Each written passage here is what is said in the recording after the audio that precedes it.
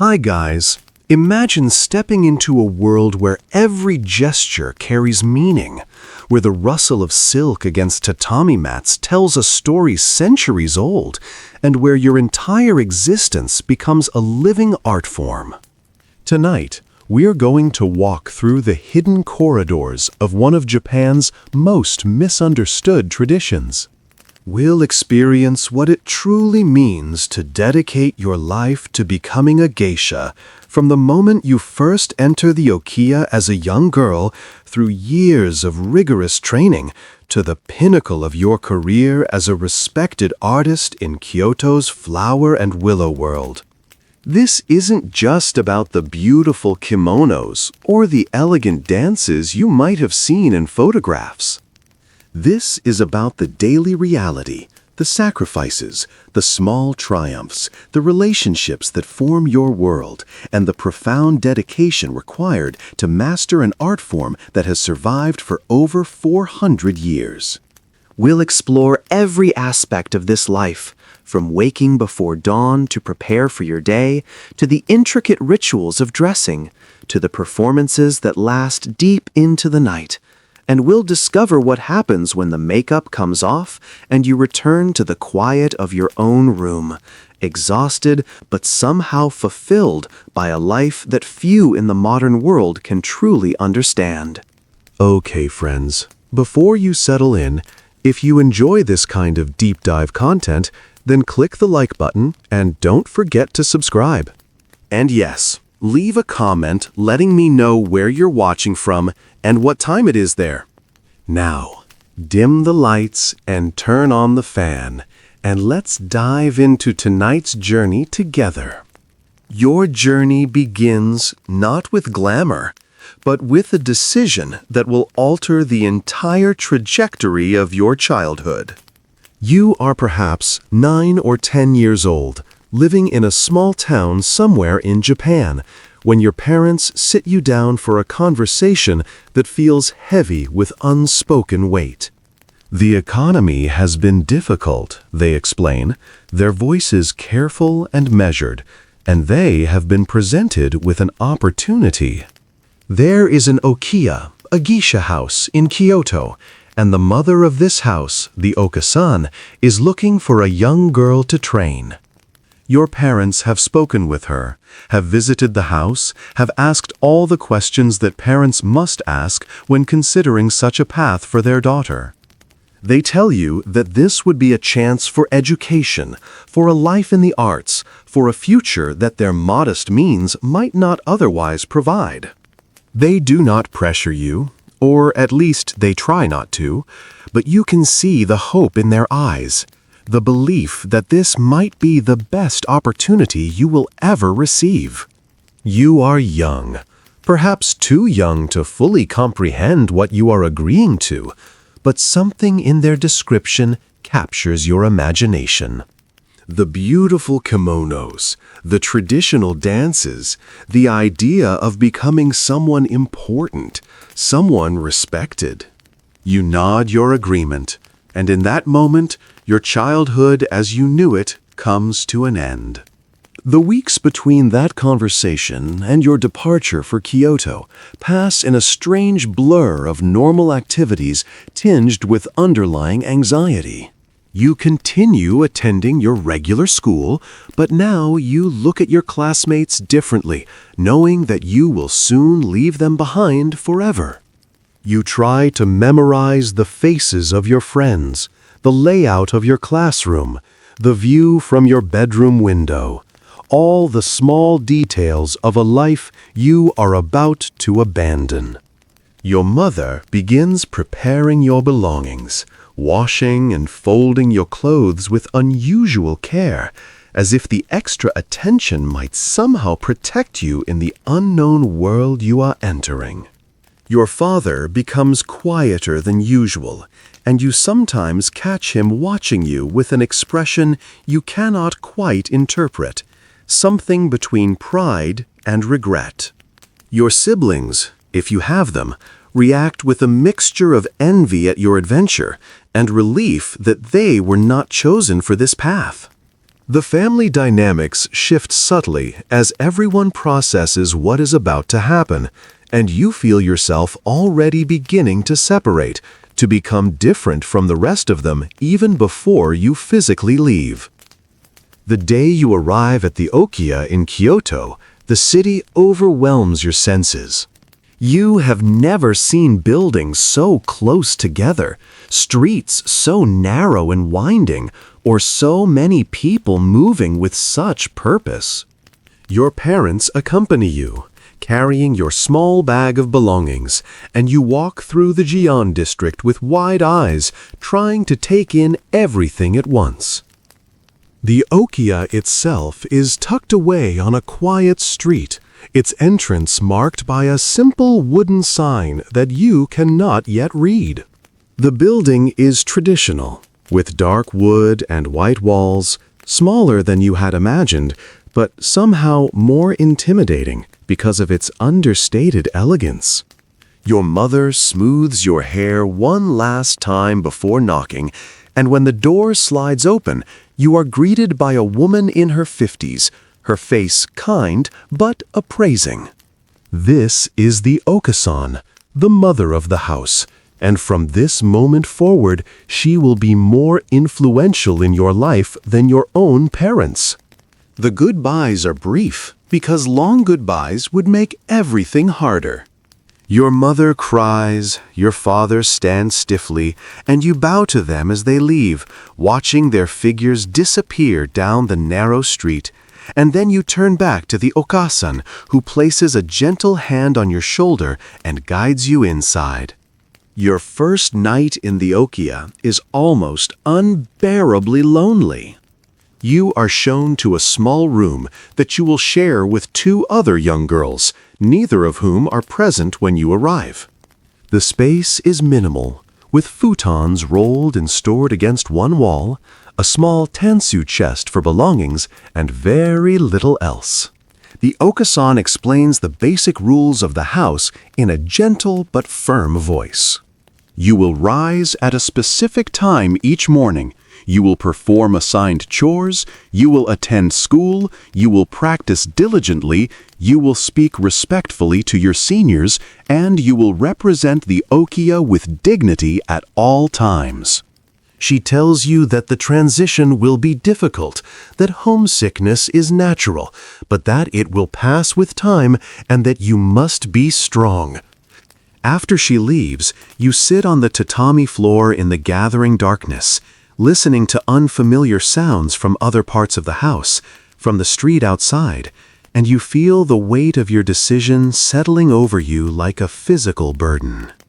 You think about your family, about your old bedroom, about everything familiar that you have left behind, and silent tears slide down your face. But you wipe them away before anyone sees, because you understand instinctively that this new life will require you to be tougher than you have ever been before. The Okiya becomes your entire world with surprising speed. It is a house of women, from the Okasan who runs everything with quiet efficiency, to the older geisha who live here between engagements, to the other young girls like yourself who are beginning their training. You learn quickly that there is a strict hierarchy in this house, and as the newest and youngest member, you occupy the lowest position. Your first role is not as a trainee in the arts, but as a maid, a helper, someone who serves the senior geisha and learns through observation and obedience. You wake before dawn each morning, earlier than you have ever woken in your life, and you begin your day by preparing the bathwater, sweeping the entrance, and setting out the breakfast. The work is exhausting for someone your age, and your hands, unused to such labor, become rough and sore. But you watch everything with careful attention. You watch how the senior geisha move through the house with grace, even in their simple cotton kimonos. You watch how they speak to each other, the subtle hierarchies of respect and deference. You watch how they prepare for their evening engagements, the transformation that occurs when they sit before the mirror and begin to apply their makeup. You are not yet allowed to touch the beautiful kimonos that hang in the storage room, but you see them when you clean, and you dream of the day when you might wear something so exquisite. The adjustment to this new life tests you in ways you did not anticipate. The physical labor leaves you exhausted, your muscles aching from work your body is not accustomed to performing. The early mornings are brutal, especially in winter when the house is freezing and every part of you wants to remain beneath the warm futon. The hierarchy feels oppressive at times.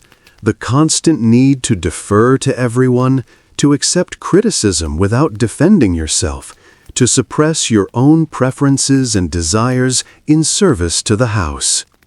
You make mistakes constantly in those early weeks, forgetting steps in the morning routine, breaking a dish while washing up, speaking out of turn during meals.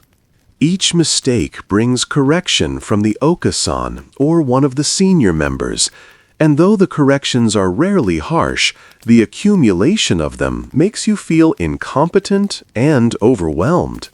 There are moments when you seriously consider running away, when the loneliness and difficulty seem unbearable, when you fantasize about showing up at your parents' door and begging to be taken back. But something stops you each time. Perhaps it is pride, not wanting to admit defeat. Perhaps it is the growing realization that there is no going back, that your old life has already closed behind you and returning would solve nothing. Perhaps it is the glimpses you catch of what lies ahead, the beauty and mastery embodied by the senior geisha, the possibility that you too might become something extraordinary if you can endure the difficult beginning. Your formal education begins several months after your arrival, once the Okasan has determined that you have adjusted to life in the Okiya and demonstrated the necessary dedication. You are enrolled in a school specifically for girls training to become geisha, and here you begin to learn the arts that will define your professional life. The curriculum is unlike anything you experienced in your previous schooling. There are classes in traditional dance, in shamisen music, in singing, in tea ceremony, in conversation and deportment. Every art form is taught with an emphasis on precision and tradition.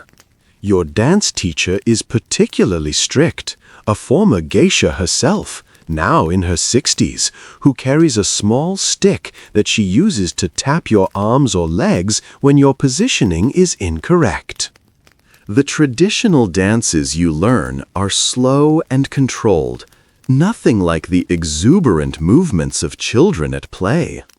Every gesture must be exact, every turn must be measured, and the story told through dance must be conveyed through the subtlest movements of your hands and the angles of your body.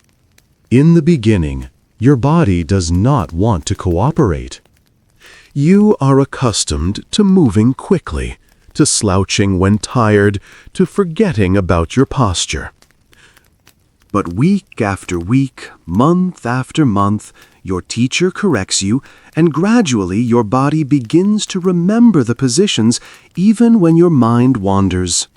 The school itself becomes a second home of sorts, though it too has its own strict hierarchies and unforgiving standards.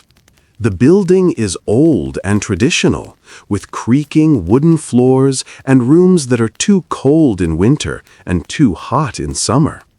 You attend classes with other girls from various okiya throughout Gion, and here you begin to understand the competitive nature of the geisha world. Everyone is being trained in the same arts, learning the same dances and songs, but there is an unspoken awareness that some girls will succeed while others will fail. The talent and dedication separate those who will become celebrated geisha from those who will struggle in obscurity. You watch the other students carefully, comparing your progress to theirs, noting who excels in dance, who has a gift for music, who possesses the kind of natural grace that cannot be taught. You also form tentative friendships, finding common ground with girls who are experiencing the same challenges and pressures. During breaks between classes, you gather in small groups, sharing complaints about difficult teachers, discussing the gossip from various akiya, offering each other encouragement and advice. These relationships provide crucial emotional support during a period when everything in your life feels demanding and uncertain. The shamisen, that three-stringed instrument that produces such distinctive, almost melancholy music, proves to be one of your greatest challenges.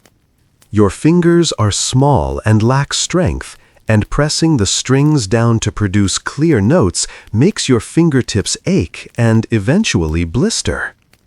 The large plectrum, the bachi, feels awkward in your hand, too big and unwieldy.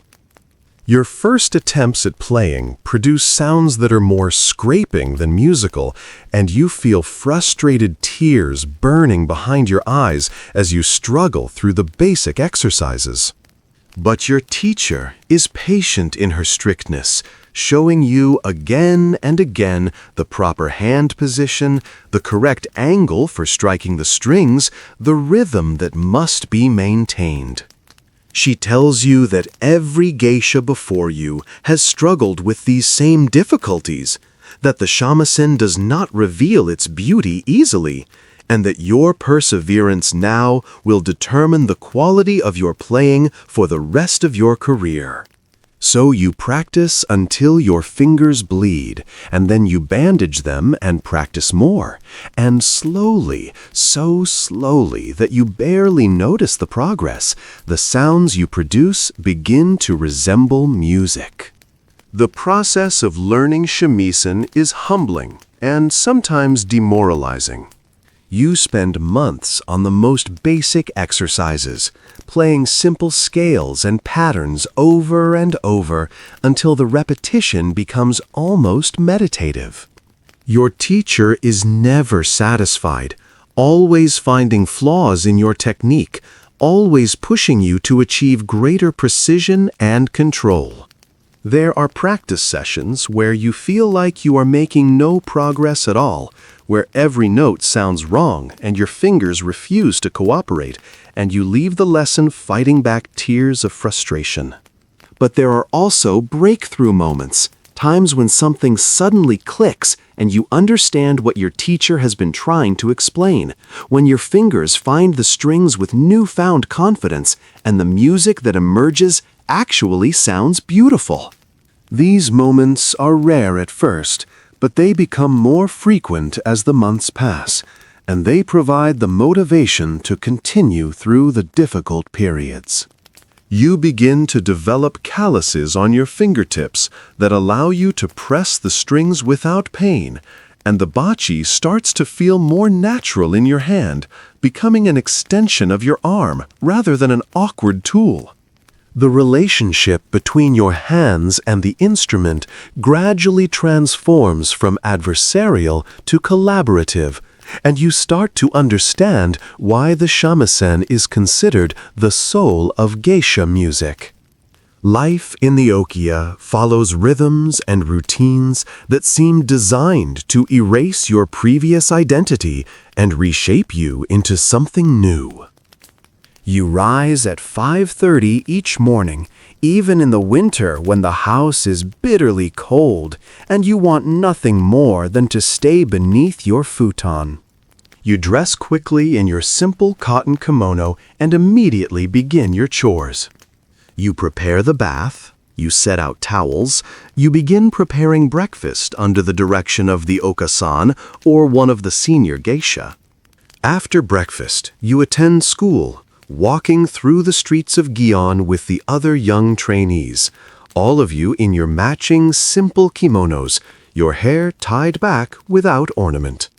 School lasts until mid-afternoon, and then you return to the Okia for more chores, more practice, more observation of the senior geisha as they prepare for their evening engagements.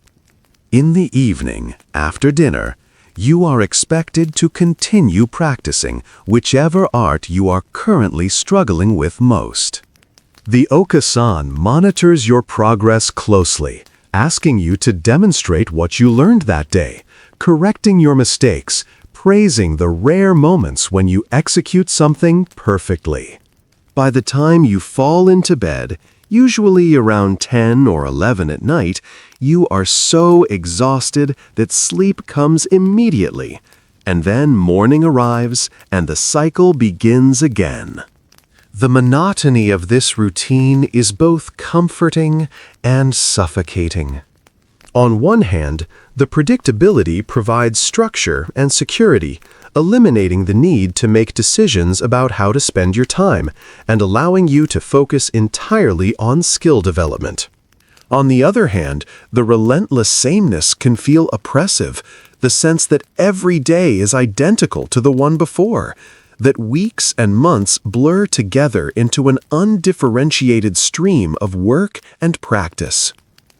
You begin to mark time by small variations in the routine, by the changing seasons visible through the windows, by the festivals and special events that occasionally disrupt the normal schedule.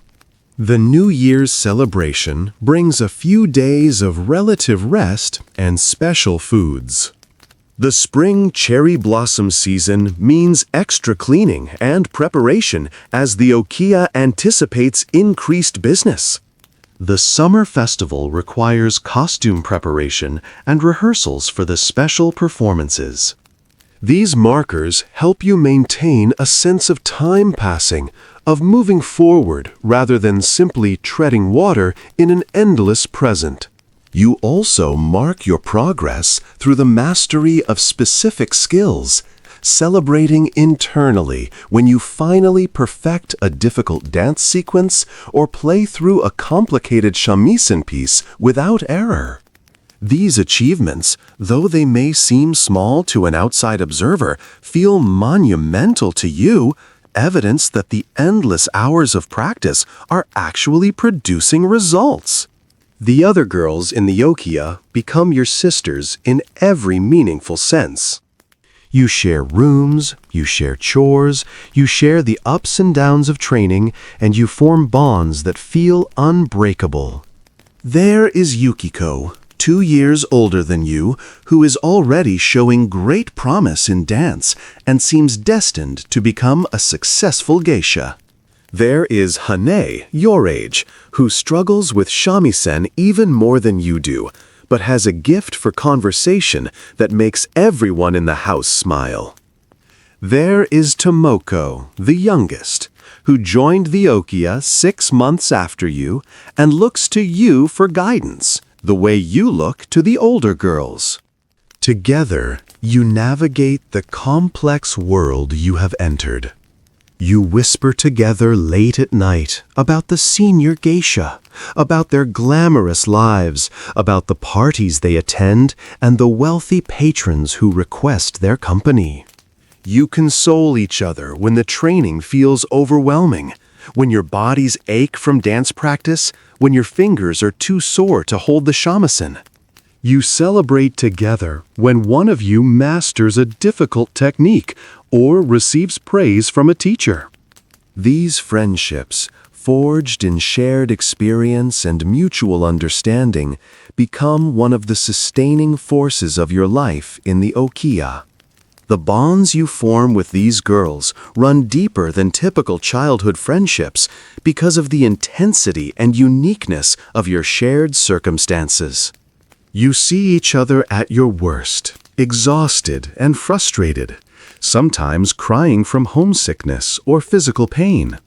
You also see each other at your best, performing beautifully, receiving rare praise, experiencing moments of triumph. There are no secrets between you, because privacy is nearly impossible in the cramped quarters you share. You know each other's fears and dreams, strengths and weaknesses, in ways that create profound intimacy.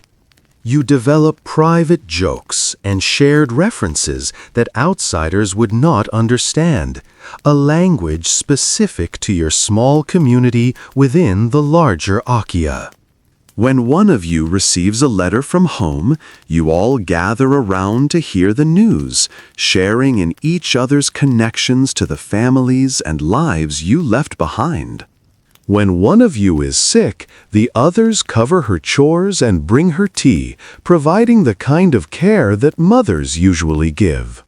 These relationships become a substitute family, filling the void left by your separation from your birth families, and the love you feel for these girls is as real and powerful as any sibling affection.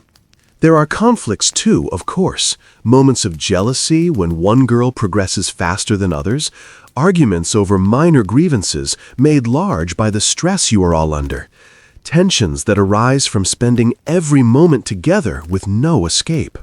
But even these conflicts somehow strengthen the bonds, because working through them requires communication and compromise, skills that deepen your connections and teach you how to maintain relationships under difficult circumstances.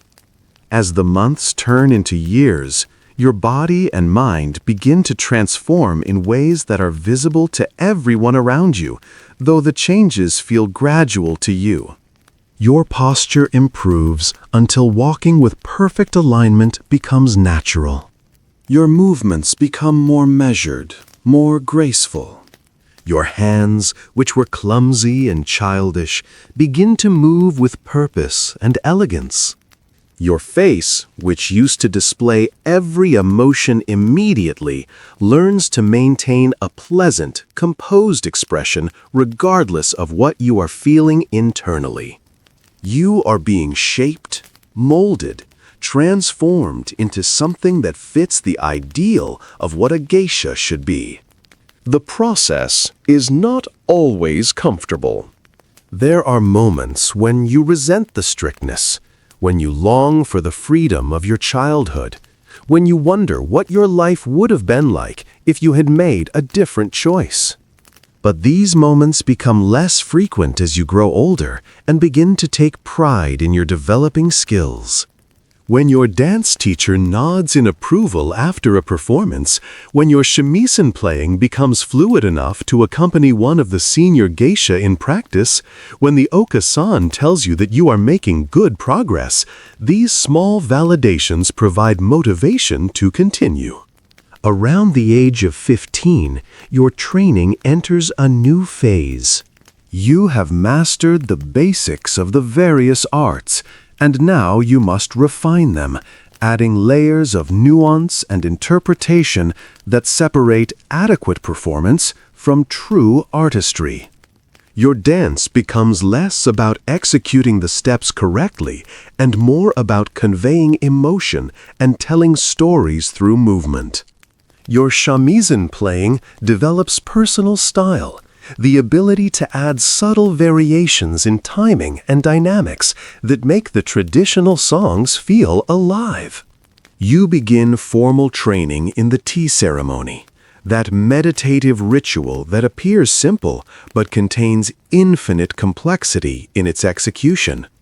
You learn calligraphy, spending hours forming the characters with brush and ink, developing the steady hand and focused mind required to produce beautiful writing. You study traditional poetry, memorizing classic verses and learning to compose your own. You are also taught the art of conversation, how to engage with guests in a way that is charming without being forward, entertaining without dominating, attentive without being servile. This proves to be surprisingly difficult, requiring you to read social situations quickly, to understand what kind of conversation each guest desires, to be witty when appropriate and quietly supportive when that is what is needed. The tea ceremony training introduces you to an entirely new dimension of discipline and mindfulness. Your teacher is a master of the Urasenke school, an elderly woman whose every movement embodies decades of practice. She explains that tea ceremony is not merely about preparing and serving tea, but about creating a moment of harmony and tranquility, about demonstrating respect for your guests, about finding beauty in simplicity. The choreography of the ceremony is precise down to the smallest detail. The number of steps you take, the angle at which you hold the tea scoop, the direction you turn the bowl, the way you fold the cloth, everything has been codified through centuries of refinement. At first, trying to remember all these details while also maintaining the calm, meditative state that is supposedly the point of the exercise seems impossible. You forget steps, you turn the wrong direction, your hands shake as you try to execute movements that should appear effortless. Your teacher corrects you with infinite patience, demonstrating again and again until the movements begin to sink into your muscle memory. She emphasizes that tea ceremony cannot be rushed, that it requires years of practice before you can perform it with genuine feeling rather than just mechanical correctness. She tells you that many geisha never truly master tea ceremony, that they can execute the forms but miss the spirit, and she challenges you to be one of those who understands not just what to do, but why each element matters.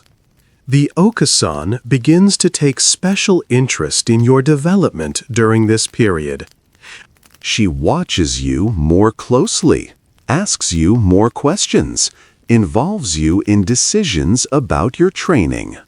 She is evaluating whether you have the potential to become not just a geisha, but a successful geisha, the kind who will bring prestige to her okiya. She looks at the way you carry yourself, the quality of your artistic skills, your ability to interact gracefully with others, and she sees someone who might, with the right preparation and opportunities, become valuable. This recognition fills you with pride and determination. You increase your practice time voluntarily, staying up later to perfect a difficult shamisen piece, waking earlier to run through dance routines. The Okasan notices this dedication and begins to give you small privileges, allowing you to occasionally help the senior geisha prepare for their engagements, letting you attend certain events as an observer. These glimpses into the actual work of a geisha both excite and intimidate you. You see the performance aspect, the entertaining and charming of guests, but you also see the exhaustion that the geisha try to hide, the late nights, the constant need to be on and perfect regardless of how they might actually be feeling. At 16, you reach a significant milestone in your journey. After years of preparation, the Okasan determines that you are ready to become a Maiko, an apprentice geisha.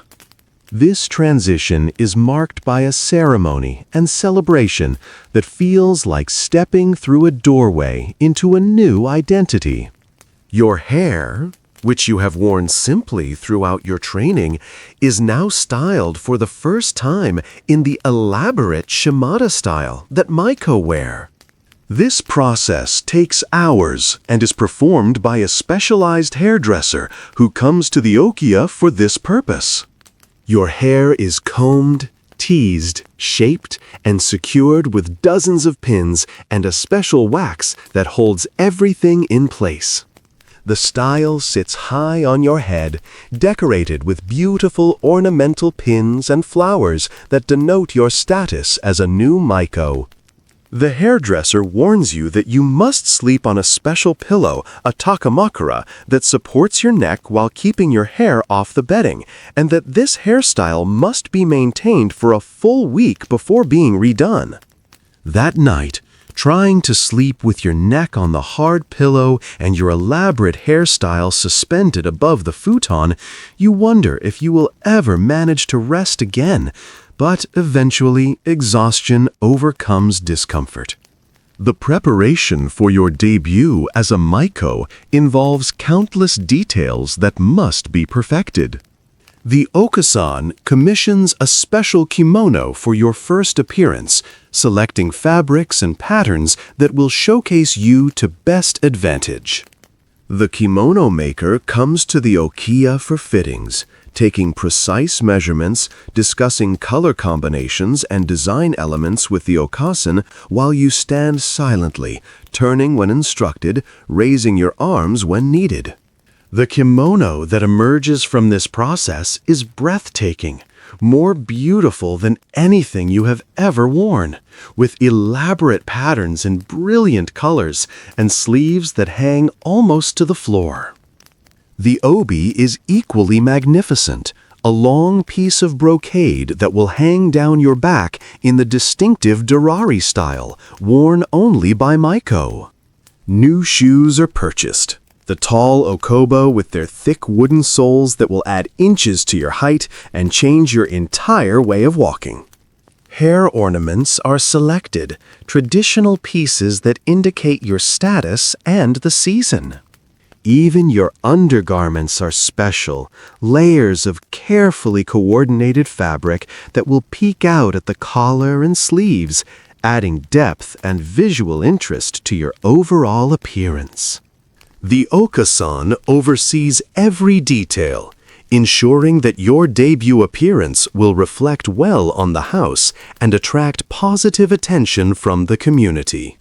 Night, trying to sleep with your neck on the hard pillow and your elaborate hairstyle suspended above the futon, you wonder if you will ever manage to rest again. But eventually, exhaustion overcomes discomfort. Your appearance as a Maiko is distinctive and instantly recognizable. Your kimono, borrowed from the Okiya's collection for your debut, is more colorful and elaborate than anything you have worn before, with long, swinging sleeves that nearly touch the ground and a bright, bold pattern. The obi, the belt that secures the kimono, is even more impressive, a long piece of brocade fabric that hangs down your back in a style called dorari. Learning to move in this outfit requires practice. The kimono restricts your stride, forcing you to take small, shuffling steps. The long sleeves must be managed carefully to avoid catching on things or dragging through food and drink. The weight of the fabric and the tightness of the obi binding make simply sitting and standing more challenging than you anticipated. But you have watched the senior Maiko and Geisha for years, and you know how to carry yourself. But you have watched the senior Maiko and Geisha for years, and you know how to carry yourself. You practice walking around the okiya, going up and down stairs, sitting and rising gracefully until the movements become more natural. The most transformative aspect of becoming a Maiko is learning to apply the distinctive white makeup that has become the iconic image of geisha culture. This is not simple cosmetics, but a precise art form with specific techniques passed down through generations. You are taught by one of the senior geisha, who sits you down before a mirror and guides you through each step. First, you apply a layer of oil to your face and neck to create a base. Then you mix the white powder, a combination of rice powder and pigment, with water to create a paste. This paste is applied with a special brush, covering your entire face, neck, and chest in a smooth white layer. The application must be even, with no streaks or patches, and this takes practice to achieve. The contrast between the white makeup and your natural skin creates a striking, almost mask-like appearance. Next come the eyes, lined with black and red pigments to create a dramatic effect. Your eyebrows are minimized, just subtle lines drawn high on your forehead. Your lips are painted with bright red pigment, but in your first year as a Maiko, only your lower lip is colored, a tradition that marks your novice status. The entire process takes over an hour, and when you finally look at yourself in the mirror, you barely recognize the person staring back. The white face, the dramatic eyes, the red lips, the elaborate hair, the stunning kimono, you have been transformed into a work of art, a living embodiment of a tradition centuries old. Your debut as a Maiko is a formal affair that takes place at a tea house in Gion. The Oka-san has arranged everything, inviting important patrons and contacts to meet her newest Maiko. You are terrified and excited in equal measure as you prepare for this evening. The senior geisha help you dress, checking every detail to ensure perfection. They adjust your kimono, straighten your obi, add the final ornaments to your hair. They remind you of everything you have learned about conversation, about serving, about entertainment. They tell you to relax and be yourself, but to remember that you are representing not just yourself, but the okiya and the entire tradition. As you walk through the streets of Gion toward the tea house, people turn to look at you.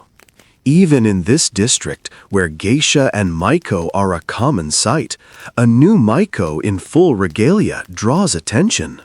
You keep your eyes down modestly, focusing on walking gracefully in your high wooden sandals, the sound of their soles clicking against the pavement marking your passage. The walk to the tea house feels both endless and too short. Your heart pounds with nervousness, and you focus on taking steady breaths, trying to calm yourself before you arrive. The senior geisha walking with you offers quiet reassurance, reminding you that everyone at the party will be supportive, that they understand this is your first time, that small mistakes will be forgiven. But you want to be perfect, to justify all the years of training, to prove that the Okasan's faith in you was well placed. The streets of Gion are familiar now, but tonight they feel different, charged with significance. You pass other tea houses where parties are already underway, hearing laughter and shamisen music floating out into the evening air. You pass shops that are closing for the night, their owners pausing to watch you go by, perhaps remembering when they witnessed other debut Maikos walking these same streets. The district feels alive with tradition and history, and you are becoming part of that continuum, joining the long line of women who have walked this path before you. The tea house is intimate and elegant, with tatami mat floors, low tables, and sliding paper doors that create separate spaces within the larger room. When you arrive, the Oka-san introduces you to the assembled guests, a mix of regular patrons of the Okiya and influential figures in Gion society. You bow deeply, performing the formal greeting you have practiced countless times, and then take your place to begin serving. Your role tonight is not to be the primary entertainer. That responsibility falls to the senior geisha who accompany you, but to assist, to observe, to begin learning the practical aspects of working with guests. You serve sake, carefully pouring for each guest with the proper form and etiquette. You prepare and serve food, bringing small dishes from the kitchen and presenting them attractively. You watch how the senior geisha engage with the guests, how they laugh at jokes, how they turn conversations, how they create an atmosphere that feels both sophisticated and relaxed. When asked, you introduce yourself, explaining that this is your debut as a Maiko, and expressing your hope to learn much from these experienced and kind guests. Your voice is nervous, but your words are appropriate, and the guests smile and offer encouragement. As the evening progresses, the senior geisha perform, and you have the opportunity to showcase some of what you have learned. You perform a simple dance, one you have practiced hundreds of times, and though your hands tremble slightly, you complete it without error. The guests applaud warmly, offering compliments that make you blush beneath your white makeup. Later, you accompany one of the geisha on shamisen while she sings, your fingers finding the strings with confidence born of years of practice. The notes ring out clear and true, and you feel a surge of pride. This is what you have been training for, this moment of performing the traditional arts for an appreciative audience. As the party continues into the night, you begin to relax slightly, finding your rhythm in the flow of serving and entertaining. You laugh at appropriate moments, you pour sake with steady hands, you engage in brief conversations that feel natural rather than forced. By the time the evening concludes and you bow to the departing guests, you are exhausted but exhilarated. You have completed your debut successfully. Life as a Maiko settles into a demanding but rewarding routine. Your days remain structured, with morning practice sessions, afternoon preparations, and evening engagements. But now, instead of watching from the sidelines, you are an active participant in the world of the flower and willow districts. You attend parties at various tea houses throughout Gion, sometimes accompanied by senior geisha, sometimes with other Maiko of similar experience level. Each party is different, requiring you to adapt to different types of guests, different atmospheres, different expectations. Some parties are formal affairs with business executives or politicians where conversation is careful and the entertainment must be refined and elegant. Others are more casual gatherings where regular patrons come to relax and the atmosphere is warmer and more familiar. You learn to read the room quickly, to understand what kind of presence is needed, and to adjust your behavior accordingly.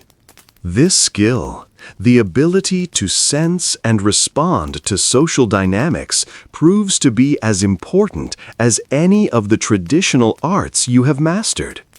The variety of experiences you encounter as a working Maiko expands your understanding of the world in unexpected ways. Through the guests you meet, you are exposed to perspectives and information far beyond what you would encounter in normal life.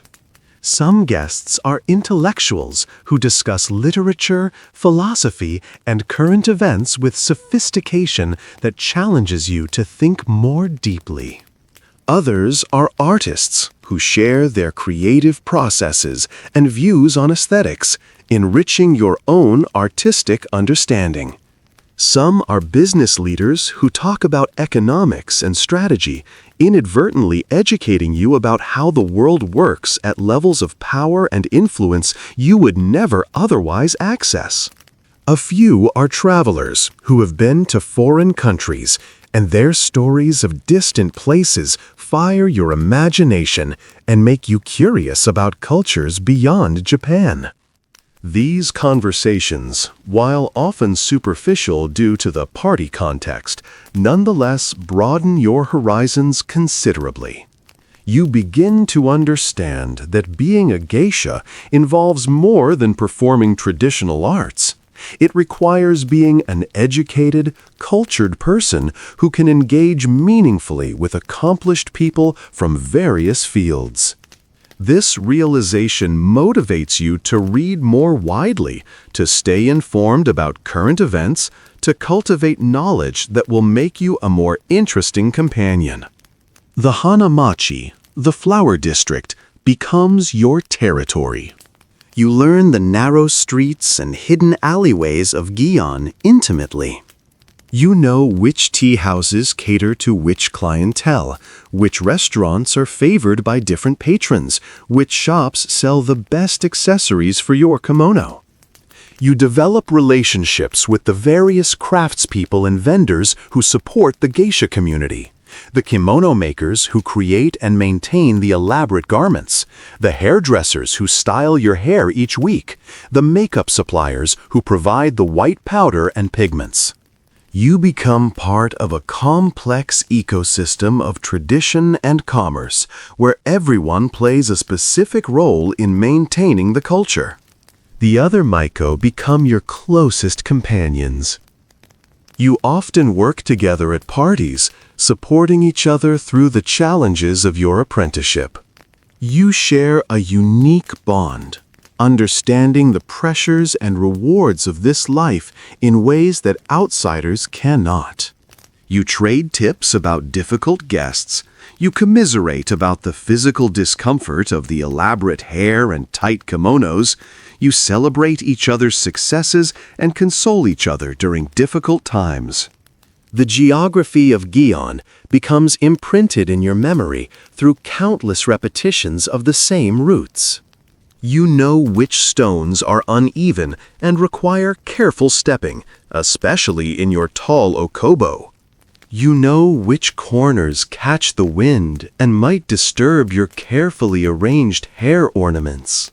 You know which tea houses have steep steps that make entering gracefully a challenge, and which have level entrances that are easier to navigate. You develop mental maps of shortcuts and alternative routes, useful when you are running late between engagements or when the main streets are too crowded with tourists. You learn the rhythms of the district, knowing which times of evening different streets will be busy or quiet, which seasons bring the most visitors, which weather conditions will affect your work. The physical space of Gion becomes an extension of your professional identity, as familiar as your own body, and moving through it becomes a kind of performance in itself. You are aware that people watch when Maiko walk through the streets, that your passage contributes to the aesthetic appeal of the district, that you are part of the living scenery that makes Gion special. This awareness influences how you carry yourself in public, maintaining the graceful bearing and dignified manner even when you are tired or in a hurry, because you understand that you are always representing the tradition. The relationship between Maiko and their older sister Geisha, called Wane-san, is central to the training system. When you became a Maiko, the Oka-san paired you with a senior geisha who would serve as your mentor and guide. This geisha, Sayuri, is in her late 20s, at the height of her career, respected and successful. She takes her responsibility for your training seriously, watching over you at parties, offering advice about how to handle different situations, correcting your mistakes in private, and praising your improvements. She teaches you things that cannot be learned in formal classes, the unwritten rules of geisha society, the subtle strategies for managing difficult guests, the ways to advance your career through building relationships with important patrons. She also protects you, intervening if a guest becomes inappropriate, ensuring that you are not placed in situations beyond your ability to handle. You are grateful for her guidance and work hard to prove worthy of her attention. The bond between Wani-san and younger sister becomes one of the most important relationships in your life during these years. The physical demands of being a Maiko are considerable and constant. The elaborate hairstyle must be maintained week after week, sleeping on the hard pillow each night to preserve the style. Your neck aches constantly from the unnatural sleeping position, and there is always the anxiety that your hair will be disturbed and require an expensive emergency visit to the hairdresser. The white makeup, while beautiful, is harsh on your skin. The oil and pigments clog your pores, and despite careful cleaning each night, your complexion suffers. Many Maiko develop acne and skin problems during their apprenticeship years. The kimono and obi, while gorgeous, are restrictive and uncomfortable, especially during the summer months when the heat and humidity of Kyoto become oppressive. Wearing multiple layers of silk in temperatures that regularly exceed 90 degrees is an exercise in endurance. You sweat profusely beneath the fabric, and the makeup begins to run and streak, requiring constant maintenance.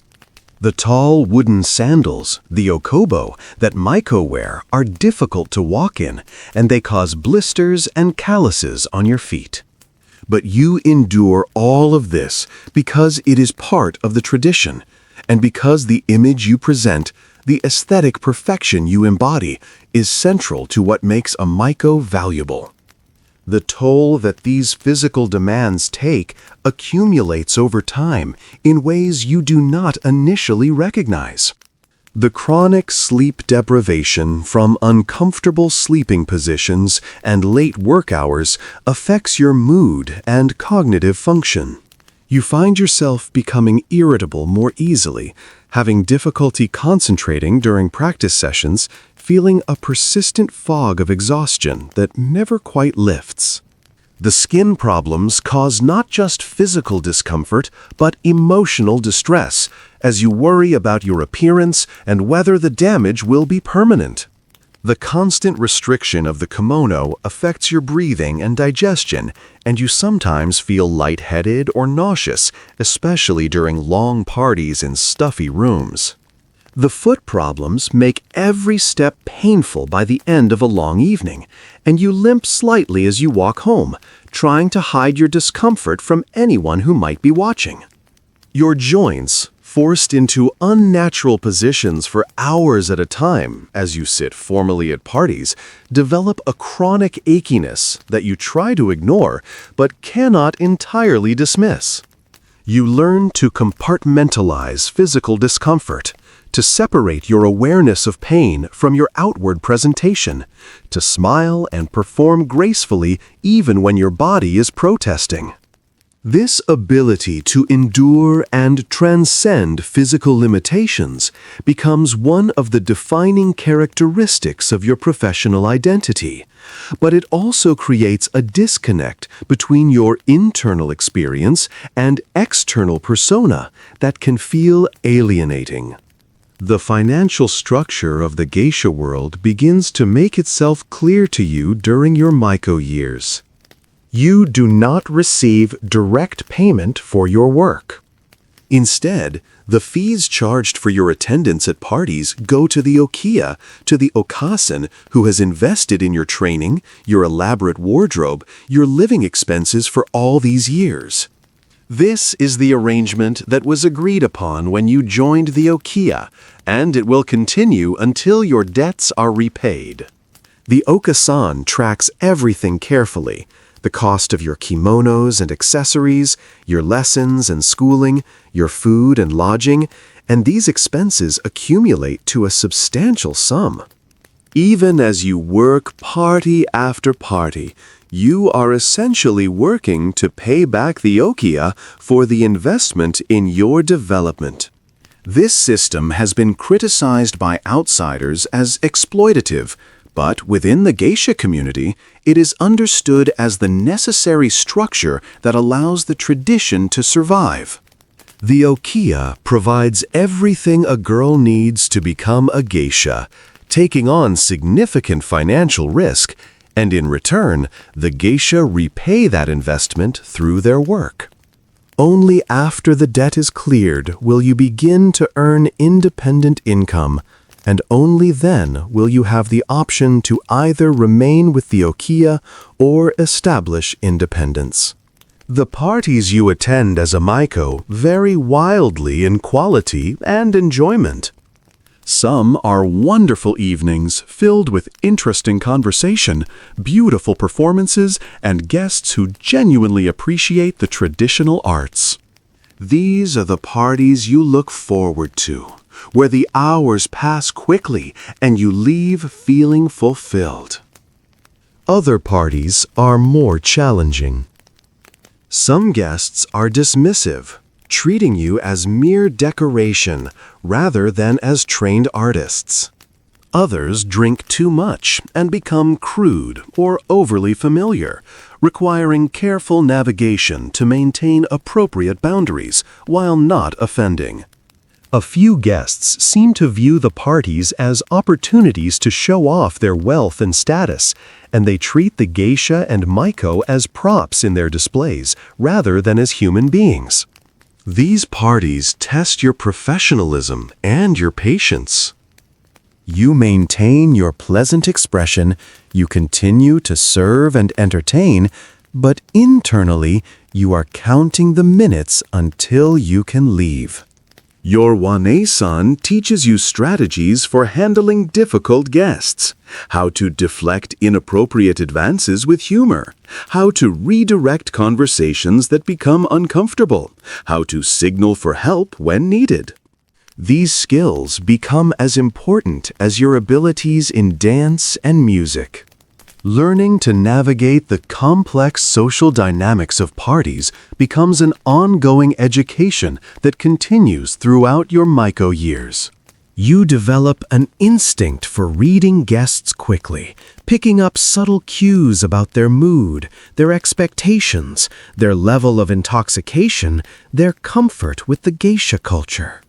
Some guests are nervous, unfamiliar with how to interact with geisha, and they need gentle encouragement and clear social cues to help them relax. Others are too familiar, assuming an intimacy that does not exist, and they need to be politely but firmly reminded of appropriate boundaries. Some guests are showing off for business colleagues or friends, and they want you to help them look sophisticated and well-connected. Others are genuinely interested in the traditional arts and want serious conversations about technique and history. Each type of guest requires a different approach, and your ability to quickly assess and adapt becomes one of your most valuable professional skills. You also learn to read the dynamics between guests, understanding who holds power in the group, whose opinions matter most, where tensions or alliances exist.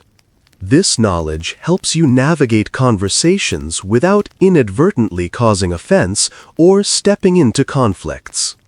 The Okasan sometimes quizzes you after parties, asking what you observed about various guests, testing whether you are developing the social intelligence necessary for long-term success.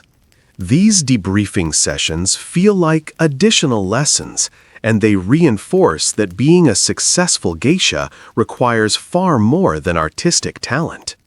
As you progress through your Maiko years, your artistic skills continue to develop and deepen.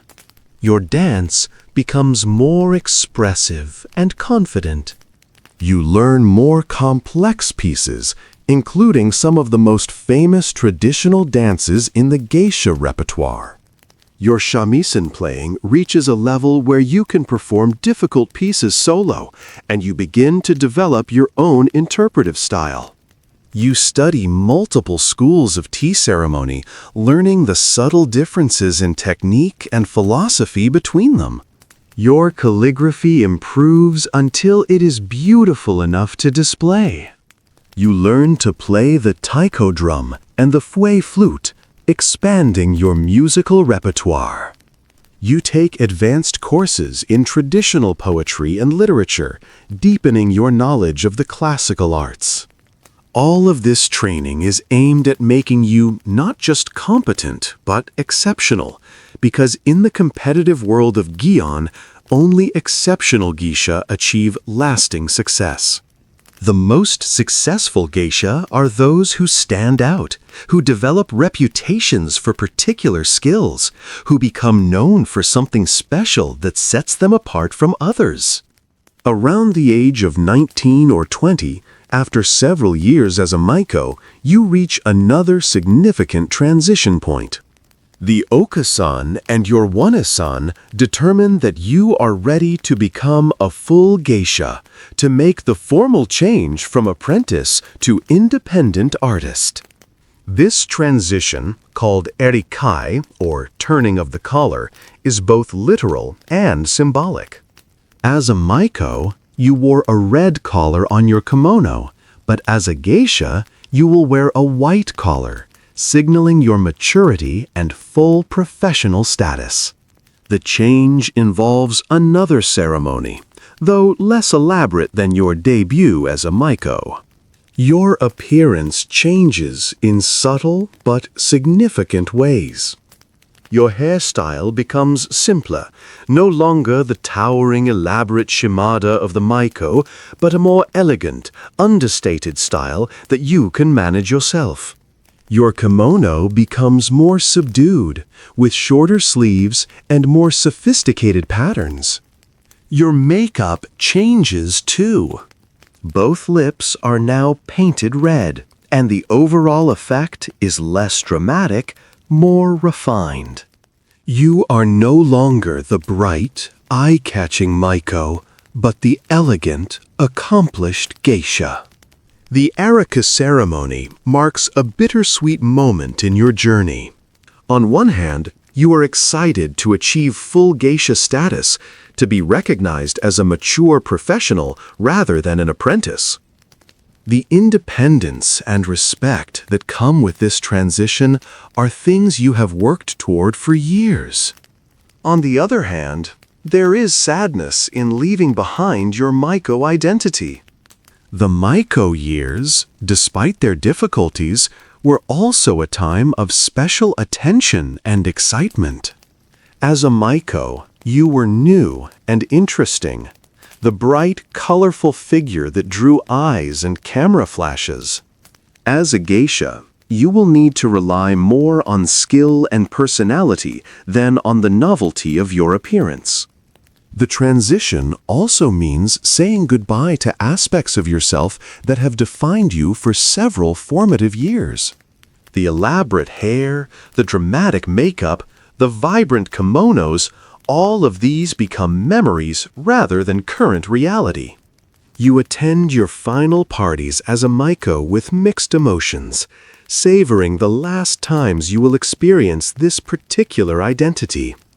The other Maikos who are still in training watch you with envy and anticipation, seeing in your transition a preview of their own futures. Your roommates at the Okiya, the girls who have shared your journey, celebrate with you, but also mourn slightly, recognizing that your paths are beginning to diverge as you move ahead while they remain behind. The transition to geisha brings new freedoms and new responsibilities. You begin to operate with more independence, accepting engagements based on your own reputation rather than always working under the direct supervision of senior geisha. You start to build your own base of regular clients, patrons who specifically request your company at their parties. These relationships become the foundation of your career. A successful geisha is one who has cultivated loyal patrons, men who enjoy her company, appreciate her artistic skills, and are willing to pay premium fees to ensure her attendance at their gatherings. Building and maintaining these relationships requires considerable skill. You must be memorable enough that patrons want to see you again, but not so forward that you seem inappropriate. You must be interesting enough to entertain, but not so dominating that you overshadow the guests. You must be reliable, professional, and consistent in the quality of your service. Over time, certain patrons become regulars, and with them you develop deeper rapport and more relaxed interactions. These relationships, while professional, can feel almost like friendships, and they provide some of the most satisfying aspects of your work. Life as a geisha involves long hours and irregular schedules. Most evenings, you have multiple engagements, moving from one tea house to another, sometimes attending 3 or 4 different parties in a single night. Each engagement might last 2 to 3 hours, and it is not uncommon to work from early evening until well past midnight. You become accustomed to functioning on limited sleep, to eating meals at odd hours, to having almost no time for personal pursuits. Your days are consumed by preparation for the evening's work, and your nights are consumed by the work itself. Days off are rare, usually occurring only during the slowest times of the year or when you are genuinely ill. The physical toll of this schedule is significant. You are constantly tired, and the repetitive strain of wearing restrictive clothing, performing the same dances, and sitting in formal positions for hours causes chronic pain in your back, knees, and shoulders. Many geisha develop long-term health problems from the demands of the profession, but these concerns are rarely discussed openly because to complain would be seen as unprofessional. The cumulative exhaustion of this lifestyle becomes one of the most challenging aspects of being a geisha. Unlike jobs where you can have occasional bad days and coast through with minimal effort, every party demands peak performance regardless of how you feel. You cannot show fatigue, cannot let your mask slip, cannot give anything less than complete attention and effort. This means that even when you are running on 3 hours of sleep, even when you have a headache or stomachache, even when you are dealing with personal problems or emotional distress, you must still appear perfectly composed, gracious, and entertaining. The mental and emotional energy required to maintain this consistency is exhausting in itself, perhaps even more draining than the physical demands. You develop strategies for managing exhaustion, learning to take brief moments of rest whenever possible, mastering the art of the quick nap between engagements, finding ways to conserve energy during less demanding interactions so you have reserves for the more challenging moments. You also develop a kind of psychological compartmentalization, a mental switch that allows you to set aside your personal feelings and fatigue and fully inhabit your professional persona.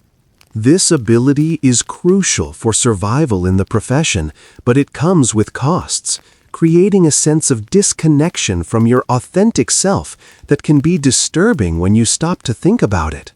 Despite the challenges, there are moments of genuine enjoyment and satisfaction in your work as a geisha. There are evenings when the conversation flows naturally, when the guests are engaging and respectful, when your performances are received with sincere appreciation. There are times when you execute a difficult dance perfectly, when the music you play moves someone emotionally, when a well-timed comment makes everyone laugh. There are relationships with regular patrons that evolve into something meaningful, where the professional boundaries remain clear, but genuine mutual respect and even affection develop. There are quiet moments with your fellow geisha, sharing tea between engagements, laughing about the evening's events, supporting each other through the demands of the profession. There is pride in mastering traditional arts that few people in the modern world can perform, in being part of a living connection to Japanese cultural history, in embodying beauty and elegance that has been refined over centuries. These positive aspects, while they do not erase the difficulties, provide the motivation to continue. The question of romantic relationships and personal life as a geisha is complex and often misunderstood by outsiders. Historically, geisha were expected to remain unmarried and unattached, dedicating themselves entirely to their profession. While geisha are and never have been courtesans or sex workers, the boundaries in the past were sometimes less clear, and arrangements between geisha and wealthy patrons sometimes included intimate relationships. In the modern era, things have changed considerably. Geisha are free to have romantic relationships, and many do, though the demanding schedule and the nature of the work make maintaining relationships challenging. If a geisha marries, she traditionally must retire from the profession, as married life is seen as incompatible with the full dedication required. Some geisha do form long-term relationships with patrons, arrangements where a wealthy man provides financial support in exchange for exclusive companionship. These relationships, called mizuage in older terminology, though the term and practice have evolved, exist in a gray area that many modern geisha find uncomfortable, but they persist as part of the economic reality of the profession for some women. Your own experience with romantic feelings as a geisha is complicated and bittersweet. There are moments when you develop feelings for a guest, someone whose intelligence and kindness make the hours spent in his company genuinely enjoyable. But you are aware that these feelings cannot be freely expressed or pursued. The professional boundary must be maintained, and you understand that what guests seek from geisha is not romantic partnership, but a particular kind of idealized companionship, an escape from the pressures and complications of their regular lives. You also occasionally attract romantic interest from guests, and navigating these situations requires delicacy. You must decline advances without causing offense, maintain warm professional relationships without encouraging inappropriate expectations, and protect your own emotional well-being while still providing the attentive service that guests expect. There are times when the loneliness of this life becomes acute, when you return to your small room in the okia late at night and feel the weight of living a life that belongs more to tradition and profession than to yourself. But these are feelings you share only with your closest friends among the other geisha, late-night conversations where you acknowledge the sacrifices that this life requires. The emotional complexity of forming connections while maintaining professional boundaries creates an ongoing internal struggle. You find yourself sometimes wishing that you could simply be yourself, could express genuine feelings without calculation, could pursue relationships based on authentic attraction rather than professional obligation. You watch your friends from childhood, the ones who chose conventional paths as they marry and start families, experiencing life milestones that seem increasingly distant from your own reality.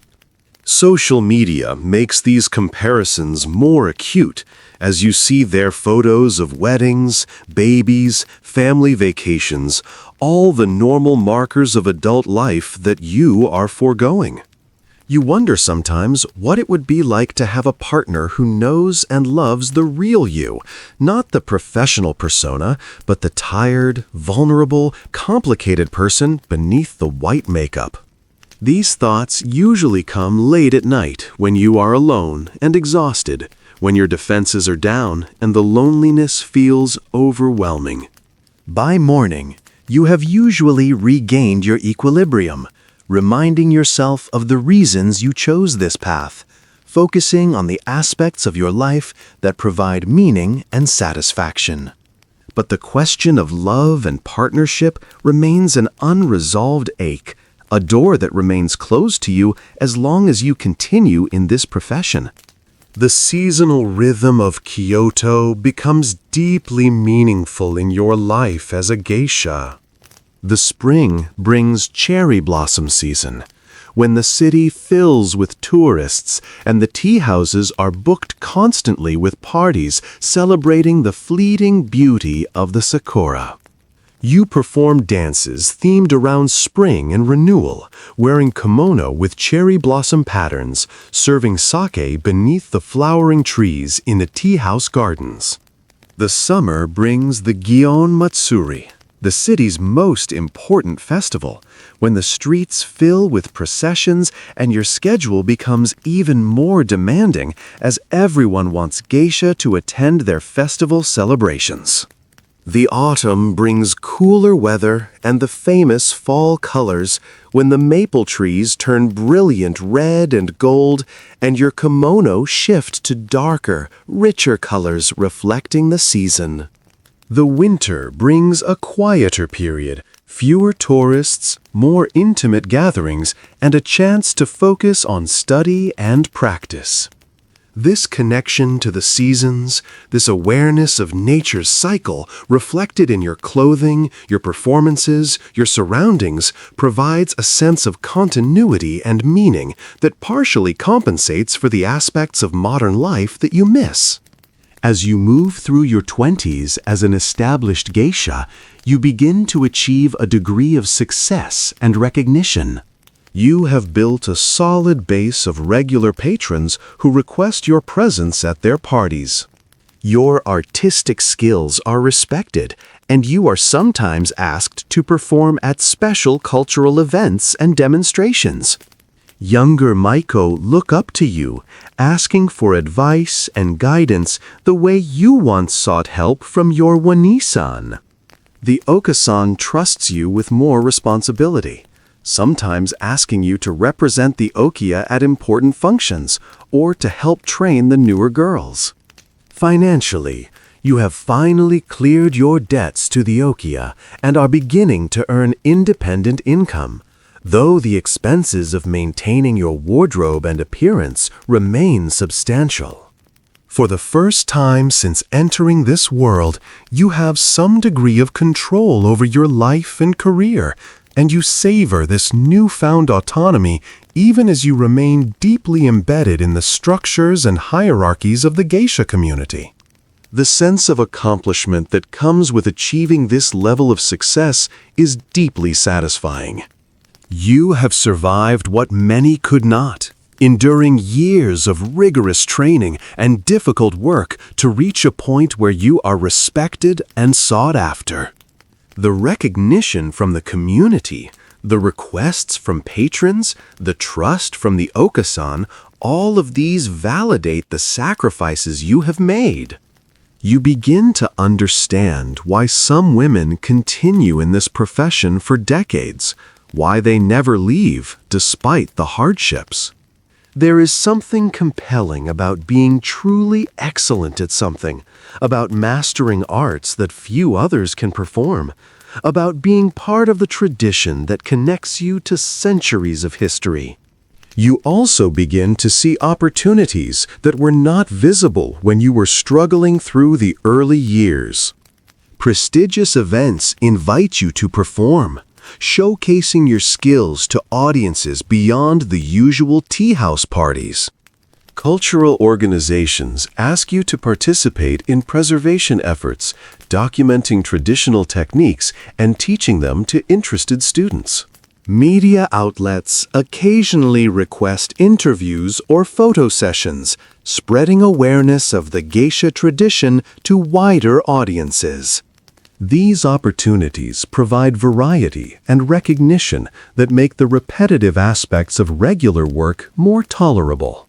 The economic realities of sustaining yourself as a geisha become clearer once you are financially independent. While the fees for your services are substantial, your expenses are equally significant. A single high-quality kimono can cost tens of thousands of dollars, and you need multiple kimono for different seasons and occasions. The obi, accessories, and undergarments add thousands more to each outfit. Your hair maintenance, makeup supplies, and the upkeep of your living space all require constant expenditure. You must contribute to the okiya even after clearing your initial debt, as you still rely on the house for lodging and support. You are expected to give gifts to the okasan, to your wane-san, to the tea house owners, and to important patrons during special occasions, and these gifts must be carefully chosen and appropriately expensive. The net result is that despite earning good money, you are rarely able to save substantial amounts. The lifestyle requires you to spend lavishly to maintain the image and status that allows you to continue earning, creating a cycle that keeps most geisha financially dependent on their continued work. Your relationship with the okasan evolves as you become more established. She is no longer the somewhat distant authority figure of your early years, but rather a business partner and advisor. She helps you navigate the complex politics of the geisha world, providing advice about which patrons to cultivate, which tea houses to work with, and how to handle difficult situations that arise. She also takes a percentage of your earnings in exchange for her guidance and the continued use of the okiya as your base. Some geisha eventually choose to leave their okiya and either join a different house or establish independence, living on their own and managing their careers directly. You consider this option periodically, drawn to the idea of complete autonomy, but you recognize the value of remaining connected to the okasan's network and reputation. The decision about when or whether to become fully independent is one that you revisit regularly as your career progresses. The geisha world exists in a strange space between tradition and modernity, and you experience this tension constantly. The tea houses and okiya maintain customs and practices that have remained largely unchanged for centuries, operating according to rules and hierarchies that feel feudal in their rigidity. Yet you live in modern Kyoto, a major city with all the conveniences and complications of contemporary Japanese life. You carry a smartphone, though you rarely have time to use it.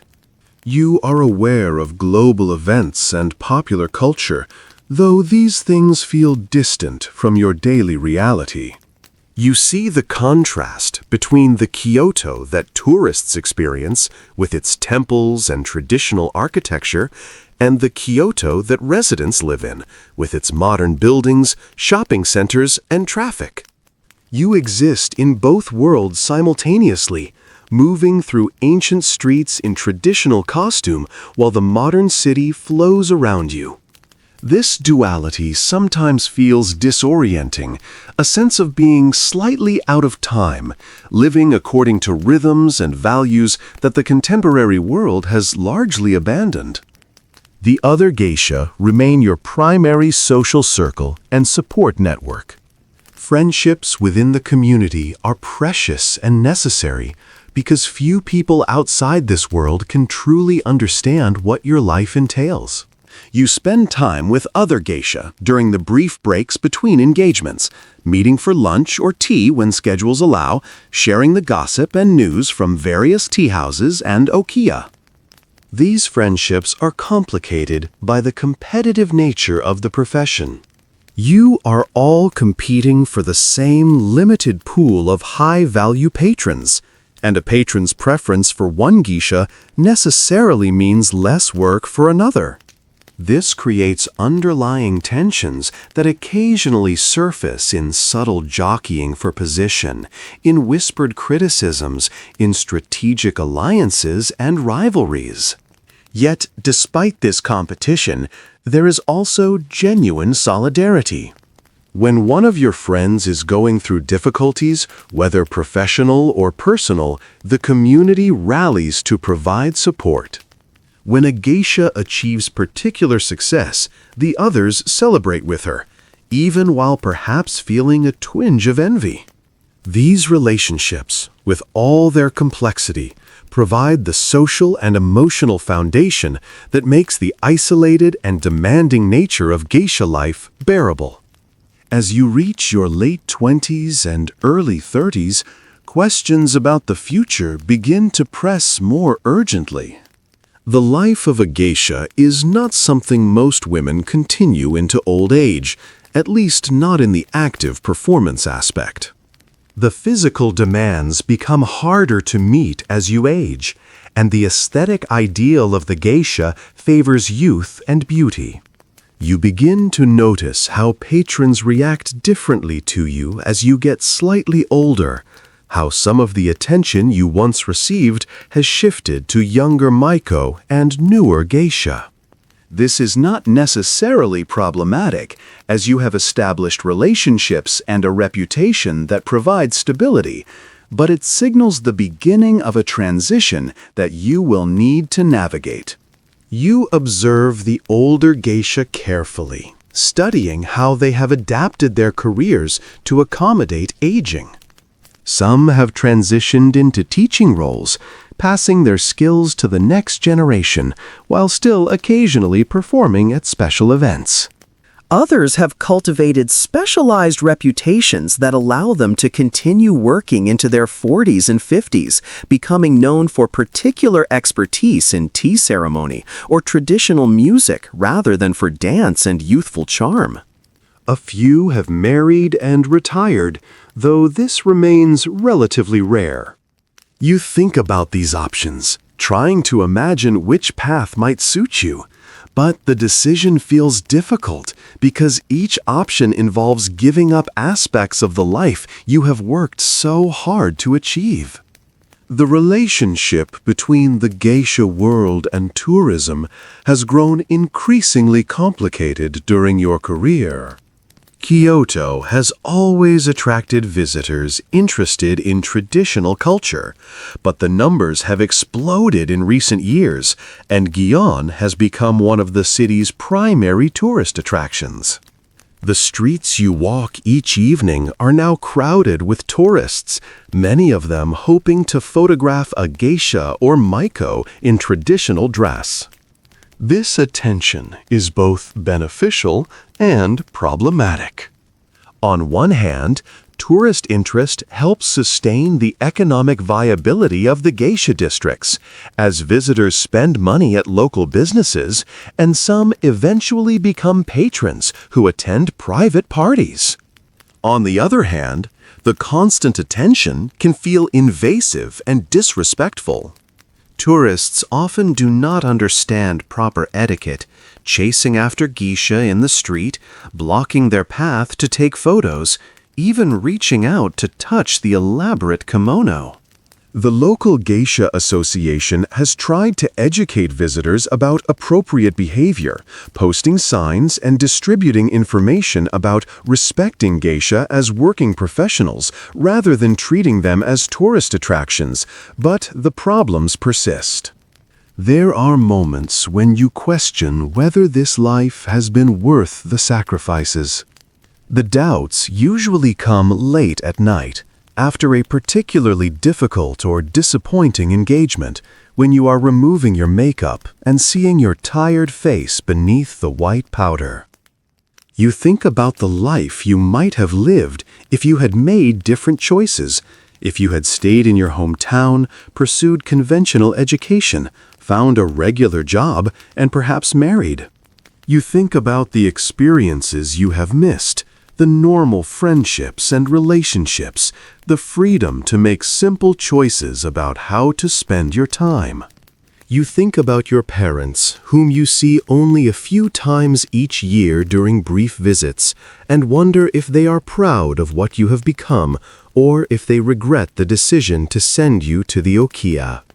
These moments of doubt are painful, but they are also temporary. By morning, you have usually regained your equilibrium, remembering why you have persevered, reconnecting with the aspects of this life that provide meaning and satisfaction. The traditional arts you have mastered, the beauty you help create, the cultural heritage you help preserve, the moments of genuine connection with guests and fellow geisha, these things matter, and they provide justification for the costs. The daily rituals of your life have become so ingrained that you often perform them almost unconsciously. You wake, you bathe, you select the appropriate kimono for the evening's engagements, considering the season, the venues, the guests, if you know who will be attending. You apply your makeup with practiced efficiency. The process that once took over an hour, now completed in 40 minutes. You dress yourself with minimal assistance, manipulating the complex layers and the heavy obi through techniques perfected over years of practice. You check your reflection, making small adjustments until everything is perfect. You step into your shoes. You take your small bag containing essential items, and you step out into the streets of Gion to begin your evening's work. The routine is comforting in its familiarity, a series of known actions that prepare you mentally and physically for the performance ahead. Within this routine, you find a kind of meditation, a centering practice that helps you transition from your private self to your professional persona. The persona you present as a geisha is carefully constructed, a performance that draws on your true personality but amplifies certain aspects while suppressing others. You project warmth, attentiveness, refinement, and charm. You laugh easily at guests' humor. You show interest in their stories. You create an atmosphere where they feel appreciated and entertained. This persona is not entirely false. These qualities exist within you, but maintaining it requires effort and discipline. There are times when you are not feeling cheerful, when you are dealing with personal problems or physical discomfort, when you would prefer to be quiet and withdrawn, but you cannot show these feelings during work. The mask must remain in place. The performance must continue regardless of what you are experiencing internally. This emotional labor is one of the more exhausting aspects of the profession, and learning to manage it without becoming emotionally depleted has been a crucial skill to develop. You have learned to create boundaries, to separate your professional self from your private self, to not invest too much of your authentic emotion in the work, even while appearing emotionally engaged.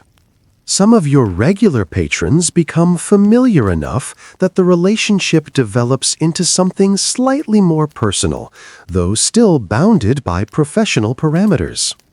There is Tanaka-san, a businessman in his 50s who has been requesting your company for years. He enjoys talking about traditional literature and often brings books to share passages he finds particularly meaningful. With him, the conversation feels more genuine, less performative, and you look forward to his parties. There is Yoshida-san, younger, an artist who appreciates your dance performances and sometimes sketches you during the evenings. He is quiet and thoughtful, and his presence is easy and undemanding. There is Nakamura-san, elderly now, who knew your Wane-san when she was young and treats you with a grandfatherly kindness that touches you. These relationships, built over years of repeated encounters, provide some of the more fulfilling aspects of your work.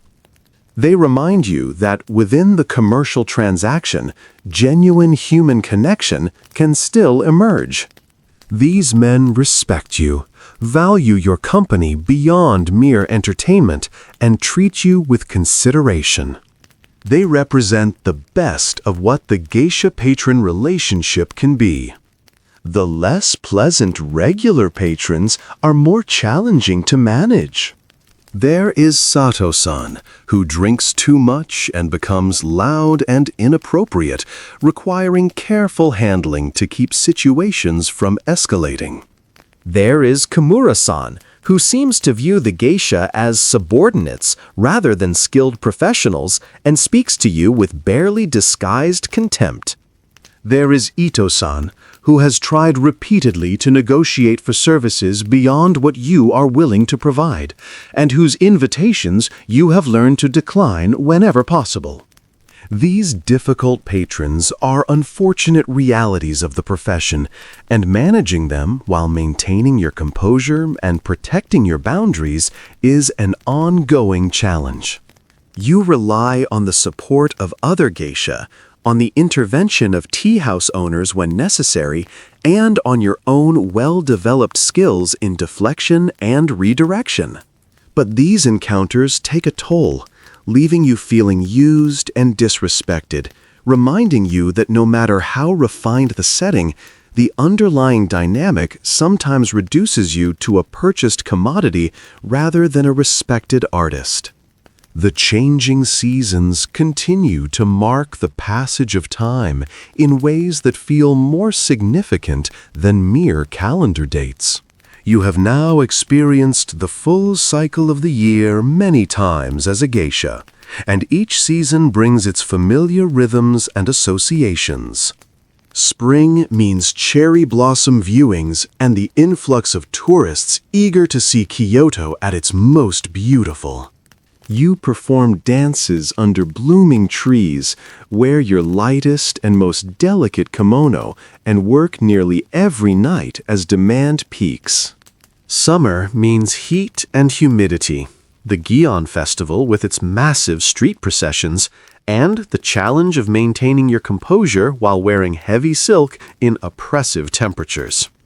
Autumn brings relief from the heat, the stunning fall colors, and a slightly calmer schedule as the tourist numbers decrease.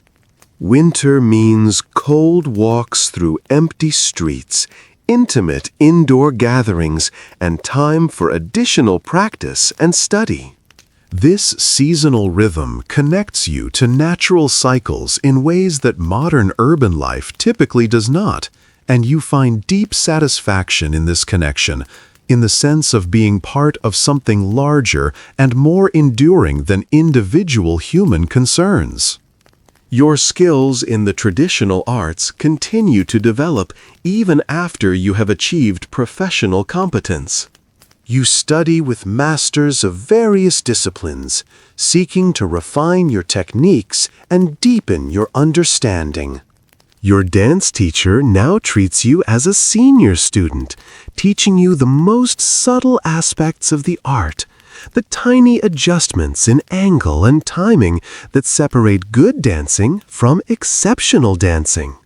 Your shamisen playing has reached a level where you occasionally perform solo recitals at special events, and you have begun to study composition, learning to create original pieces that honor tradition while expressing personal artistry. Your tea ceremony practice has become increasingly meditative, less about executing the steps and more about embodying the principles of harmony, respect, purity, and tranquility that underlie the practice.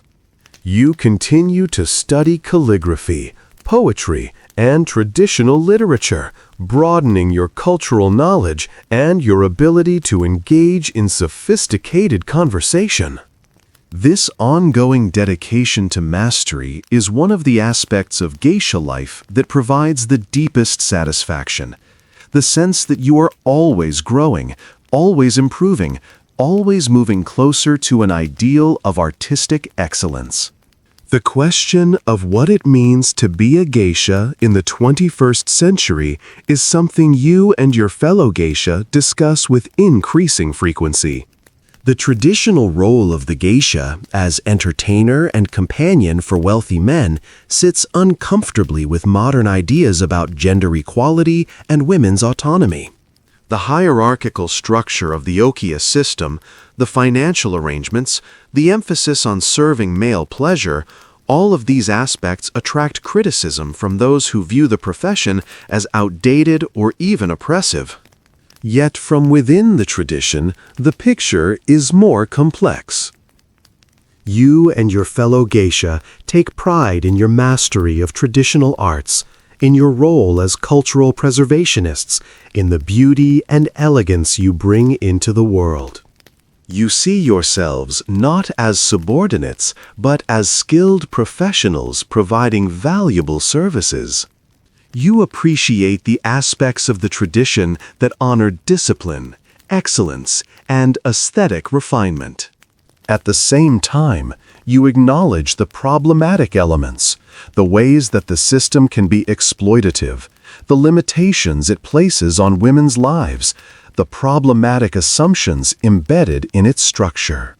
You exist within these contradictions, unable to resolve them fully, trying to hold on to what is valuable in the tradition while wishing certain aspects would evolve.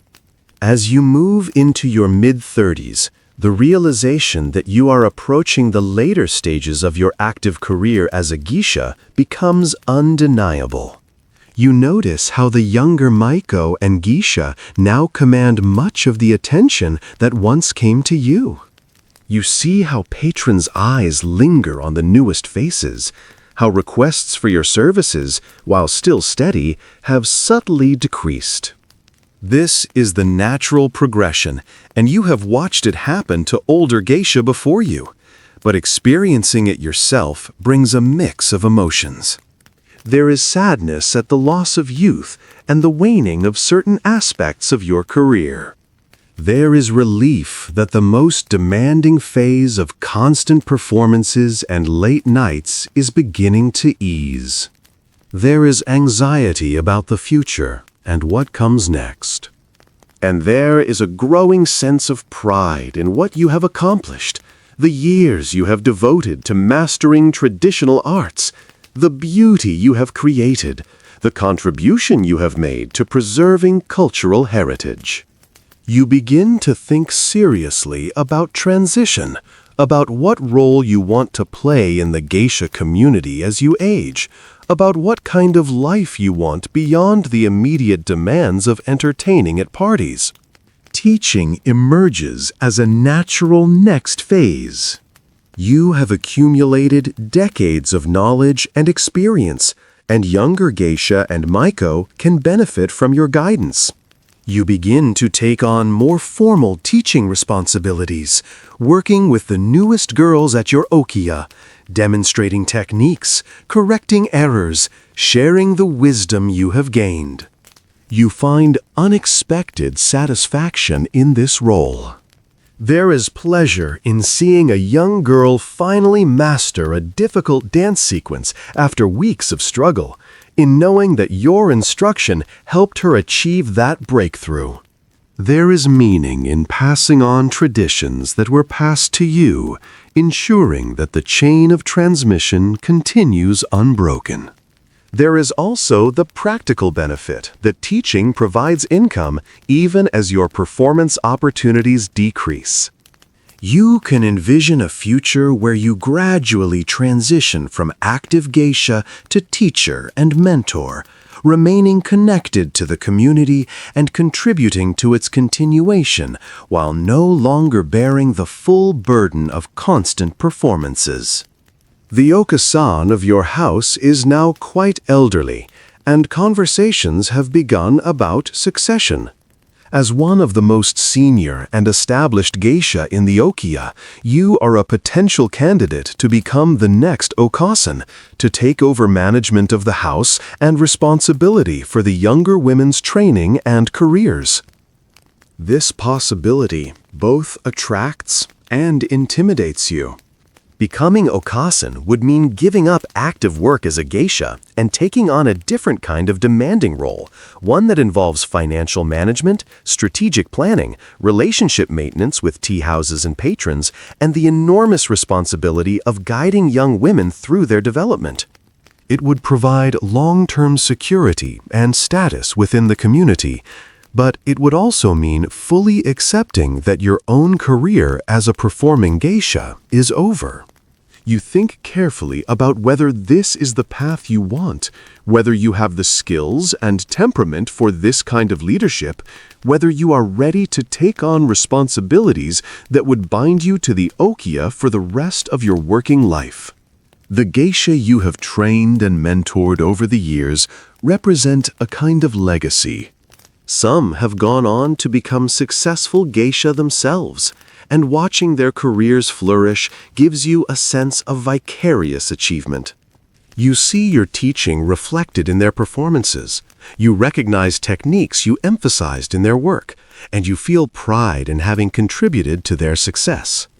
Others have struggled or left the profession, unable to adapt to its demands, or finding the sacrifices too great.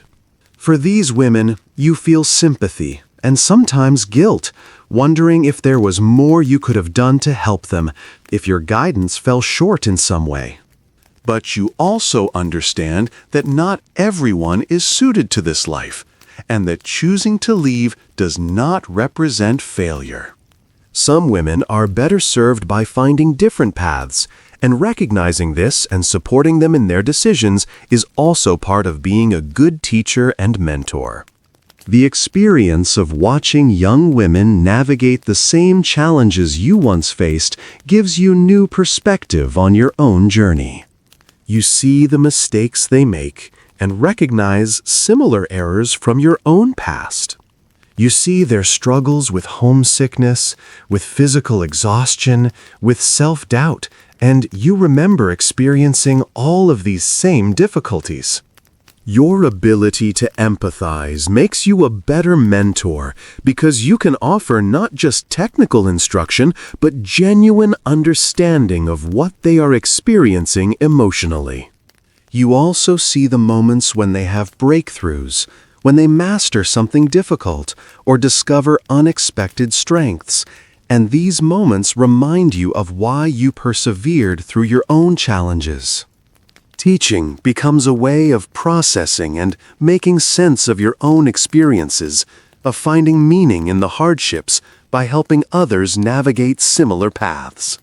The relationships you form with the young women you mentor sometimes become quite close, almost maternal, and they provide emotional fulfillment that helps compensate for the absence of conventional family life. When one of your students succeeds, you feel personally invested in that success. And when one struggles or leaves, you feel the disappointment as if it were your own failure, even though intellectually you know that everyone's path is different. Your relationship with your birth family has remained complicated throughout your career. You visit them occasionally, usually during the New Year holidays when the geisha districts are quiet and you have a few days of rest. These visits are pleasant, but always slightly awkward. You have become someone very different from the girl they sent to Kyoto so many years ago. Your life is largely incomprehensible to them, filled with experiences and concerns they cannot relate to. They are proud of you, you think? Proud of the success you have achieved and the prestigious position you occupy. But there is also a distance, a sense that you exist in different worlds. Your siblings have married, have children, have normal jobs and normal lives, and when you are with them, you feel your own difference acutely. You are the exotic one, the one who made the unusual choice, and while they treat you with respect, there is sometimes an undercurrent of judgment, a sense that they believe you have sacrificed too much for this strange and demanding profession. You love your family, but you have long since accepted that you will never be fully understood by them. The visits home bring a mixture of comfort and alienation that never quite resolves. Walking through your old neighborhood, seeing the places where you played as a child, reconnecting with the physical spaces of your early life creates a nostalgic warmth. Your parents are always happy to see you, fussing over you, preparing your favorite foods, treating you like an honored guest rather than simply their daughter. But there is formality in these interactions that did not exist before you left. They ask about your work, but do not really understand your answers. They want to know if you are happy, but seem afraid of what you might say. Your mother sometimes looks at you with an expression that suggests she wonders whether sending you away was the right decision, whether the opportunities this life provided were worth the cost. Your father is proud when you describe prestigious parties you have attended, famous people you have met, but he also seems uncomfortable, as if your success in this rarefied world makes you foreign to him. Conversations with your siblings are even more awkward. They talk about their children, their jobs, their houses, their ordinary concerns, and you try to relate but find little common ground. When they ask about your life, you give abbreviated answers, editing out the difficulties and complexities, presenting a simplified version that they can process more easily. The truth is too complicated, too different from their experiences, and you have learned that full honesty only creates uncomfortable silences. The contemplation of mortality becomes more present as you age. You have attended funerals for older geisha and okasan who were part of your world, women who devoted their entire lives to this tradition. These ceremonies are conducted with the full formality and beauty that characterizes the geisha world, with elaborate kimonos and precise rituals, and they serve as reminders that this life, like all lives, is temporary and finite. You think about what you will leave behind when your own time comes. You have no children to carry your memory into the future. Your legacy will be in the arts you have mastered and passed on, in the younger geisha you have trained, in the contribution you have made to preserving a tradition that connects the present to the past. This feels both insufficient and profound. This feels both insufficient and profound. Insufficient because human desire for legacy often craves something more personal and enduring. Profound, because contributing to cultural preservation is a meaningful form of immortality, ensuring that the beauty and refinement you have devoted your life to will continue after you are gone. The physical toll of decades as a geisha manifests in various chronic conditions. Your knees ache constantly from years of sitting in formal seiza position. Your back has permanent problems from the posture demands and the weight of elaborate kimonos. Your feet have calluses and deformities from the uncomfortable shoes. Your skin shows damage from decades of harsh makeup. These are the prices of the profession, and you accept them with a certain stoicism because they were always part of the bargain. You manage the pain and discomfort with various remedies, continuing to present the appearance of grace and ease even when your body protests. This gap between appearance and reality, between the image of elegant perfection you present and the physical suffering you endure, represents one of the fundamental truths of geisha life. The beauty and refinement are real, but they are achieved through sacrifice and discipline that remain invisible to most observers. There are younger women now who question whether the geisha tradition should continue at all. They argue that it represents outdated gender dynamics, that it perpetuates problematic power structures, that it should be allowed to fade rather than be preserved. You understand these arguments and even agree with some of them.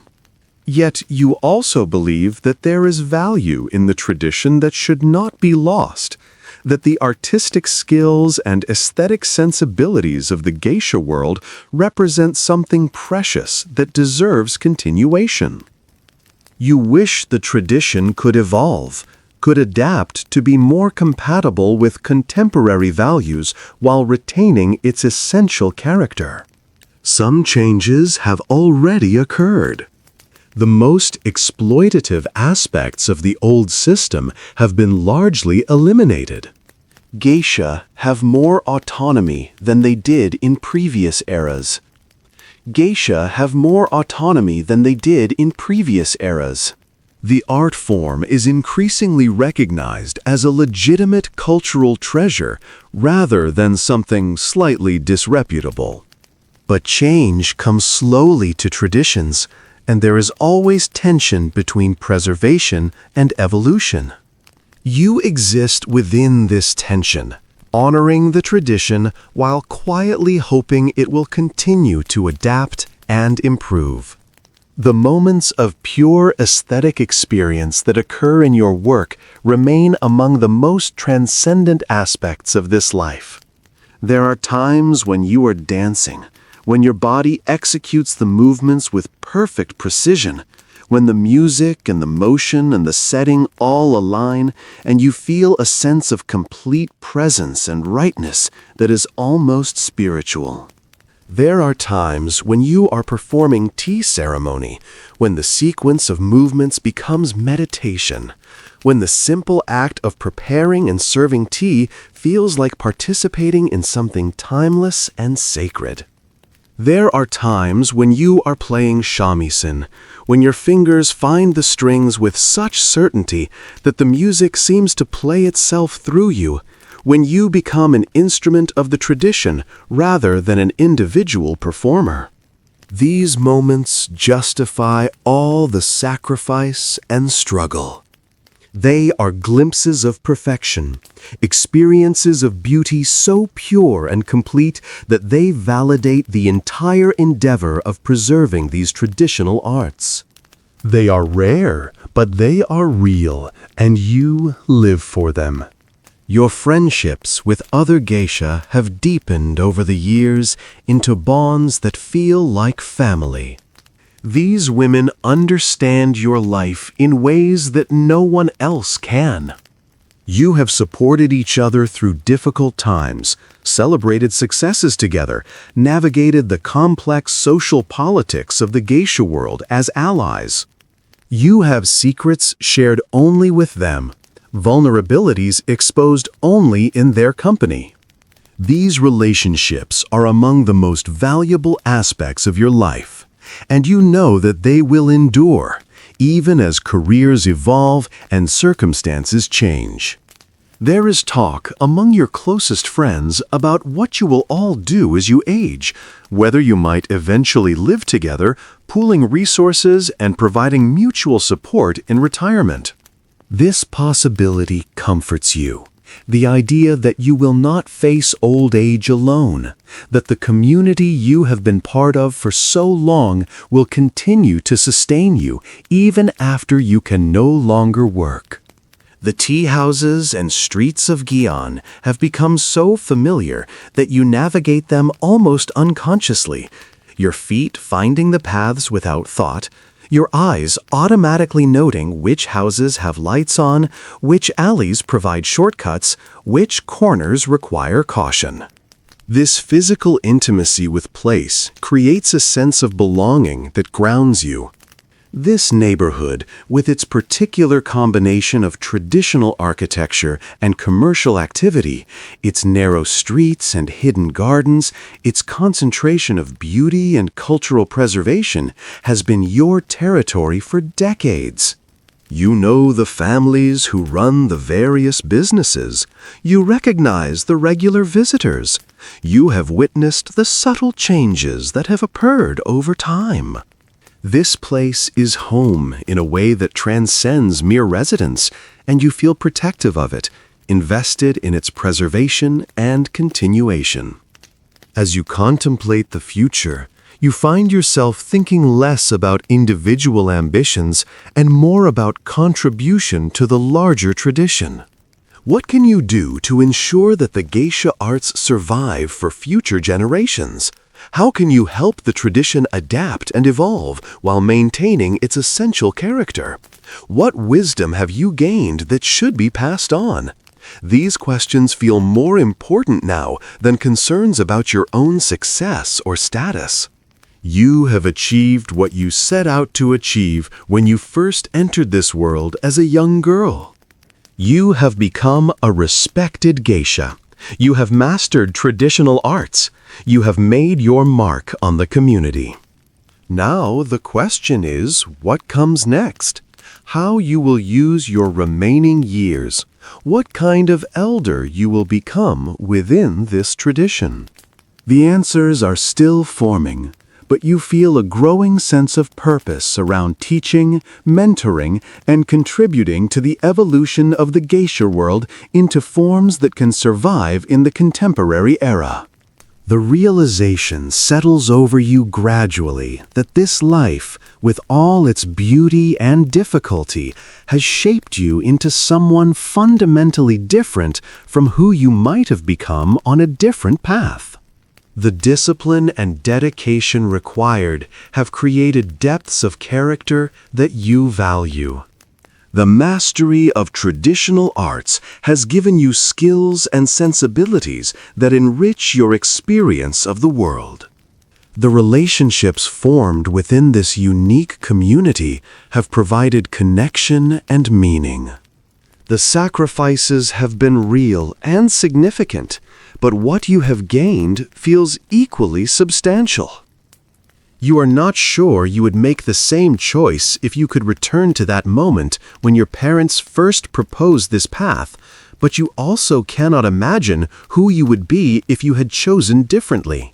This life has been your life, for better and worse, and accepting that fully, embracing both the gifts and the costs, feels like a form of wisdom that comes with age and experience.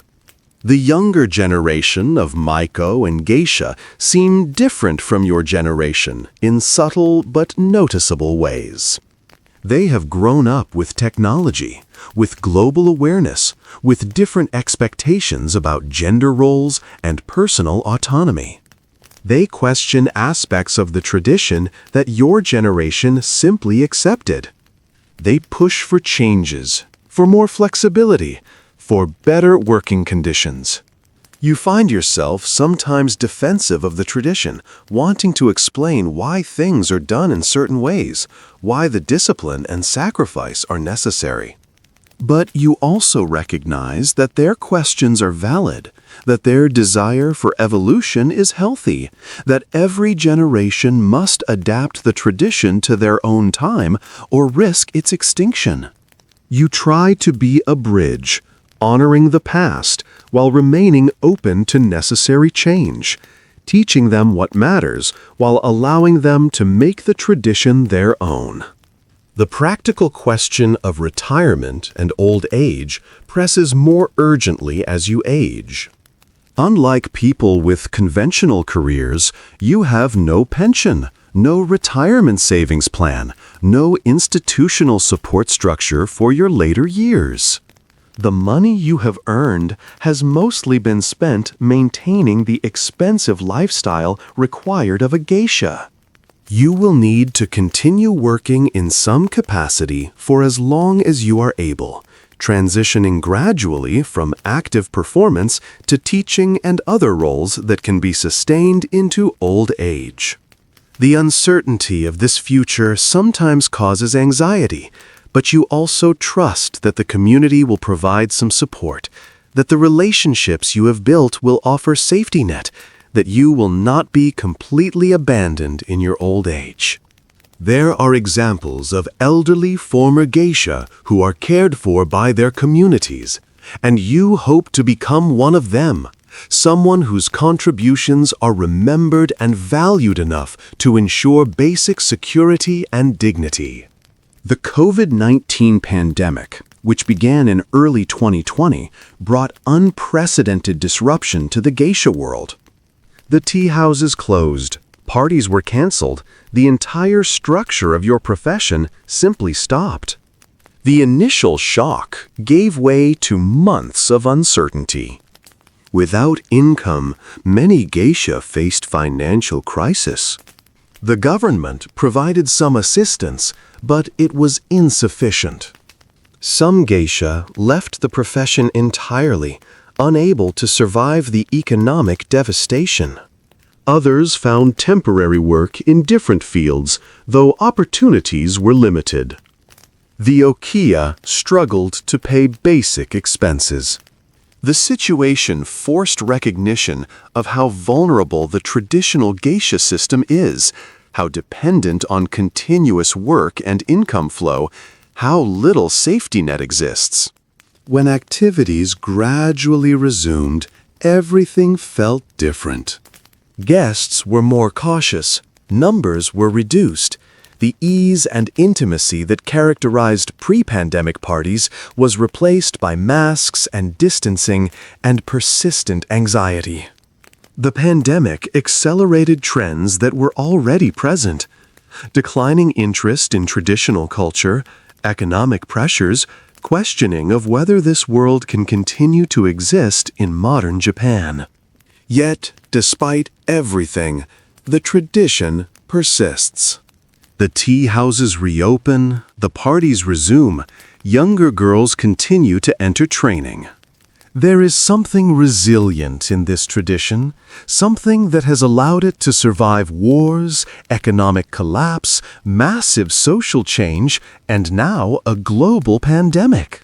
Perhaps it is the beauty of the arts themselves, which continue to move people across all the changes and disruptions. Perhaps it is the human desire for connection and refinement, for spaces where aesthetic experience takes priority over utilitarian concerns. Perhaps it is simply the determination of the women who have devoted their lives to this path, who refuse to let the tradition die. Whatever the source of this resilience, you feel it within yourself. The commitment to continue despite all the difficulties, to pass on what you have learned, to contribute to the survival of something larger than yourself.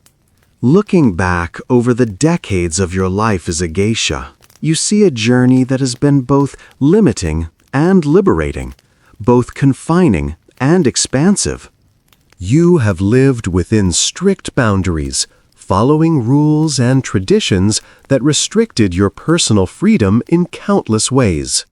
Yet, within those boundaries, you have achieved mastery, created beauty, experienced moments of transcendence that most people never know.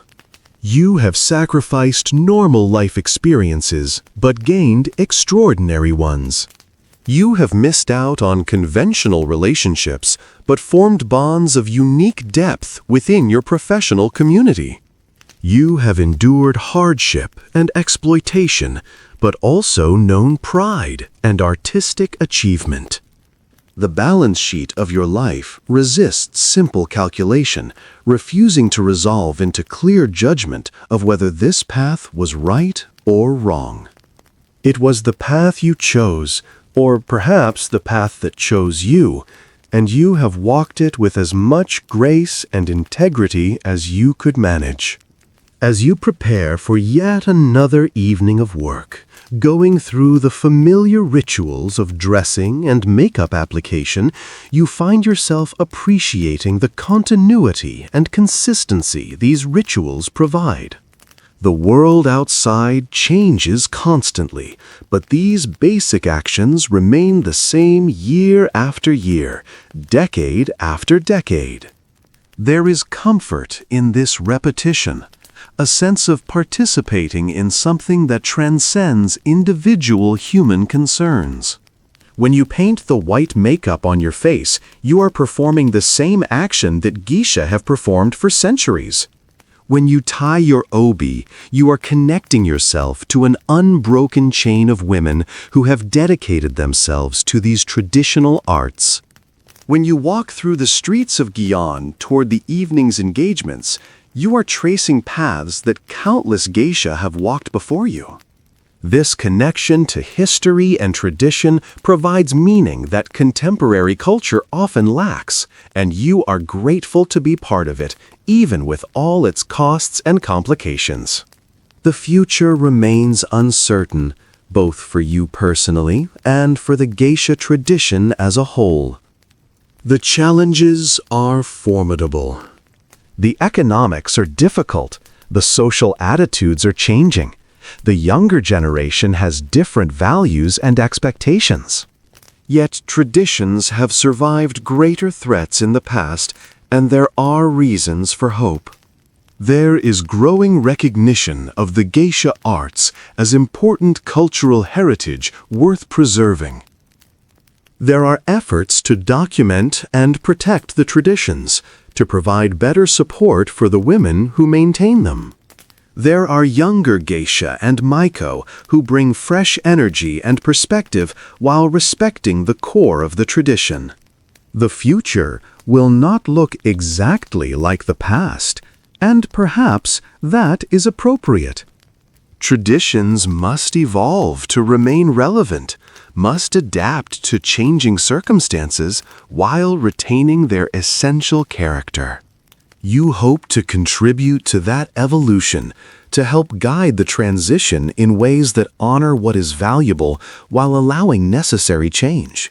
On this particular evening, as you complete your preparations and step out into the streets of Gion once more, you carry all of this history and complexity with you.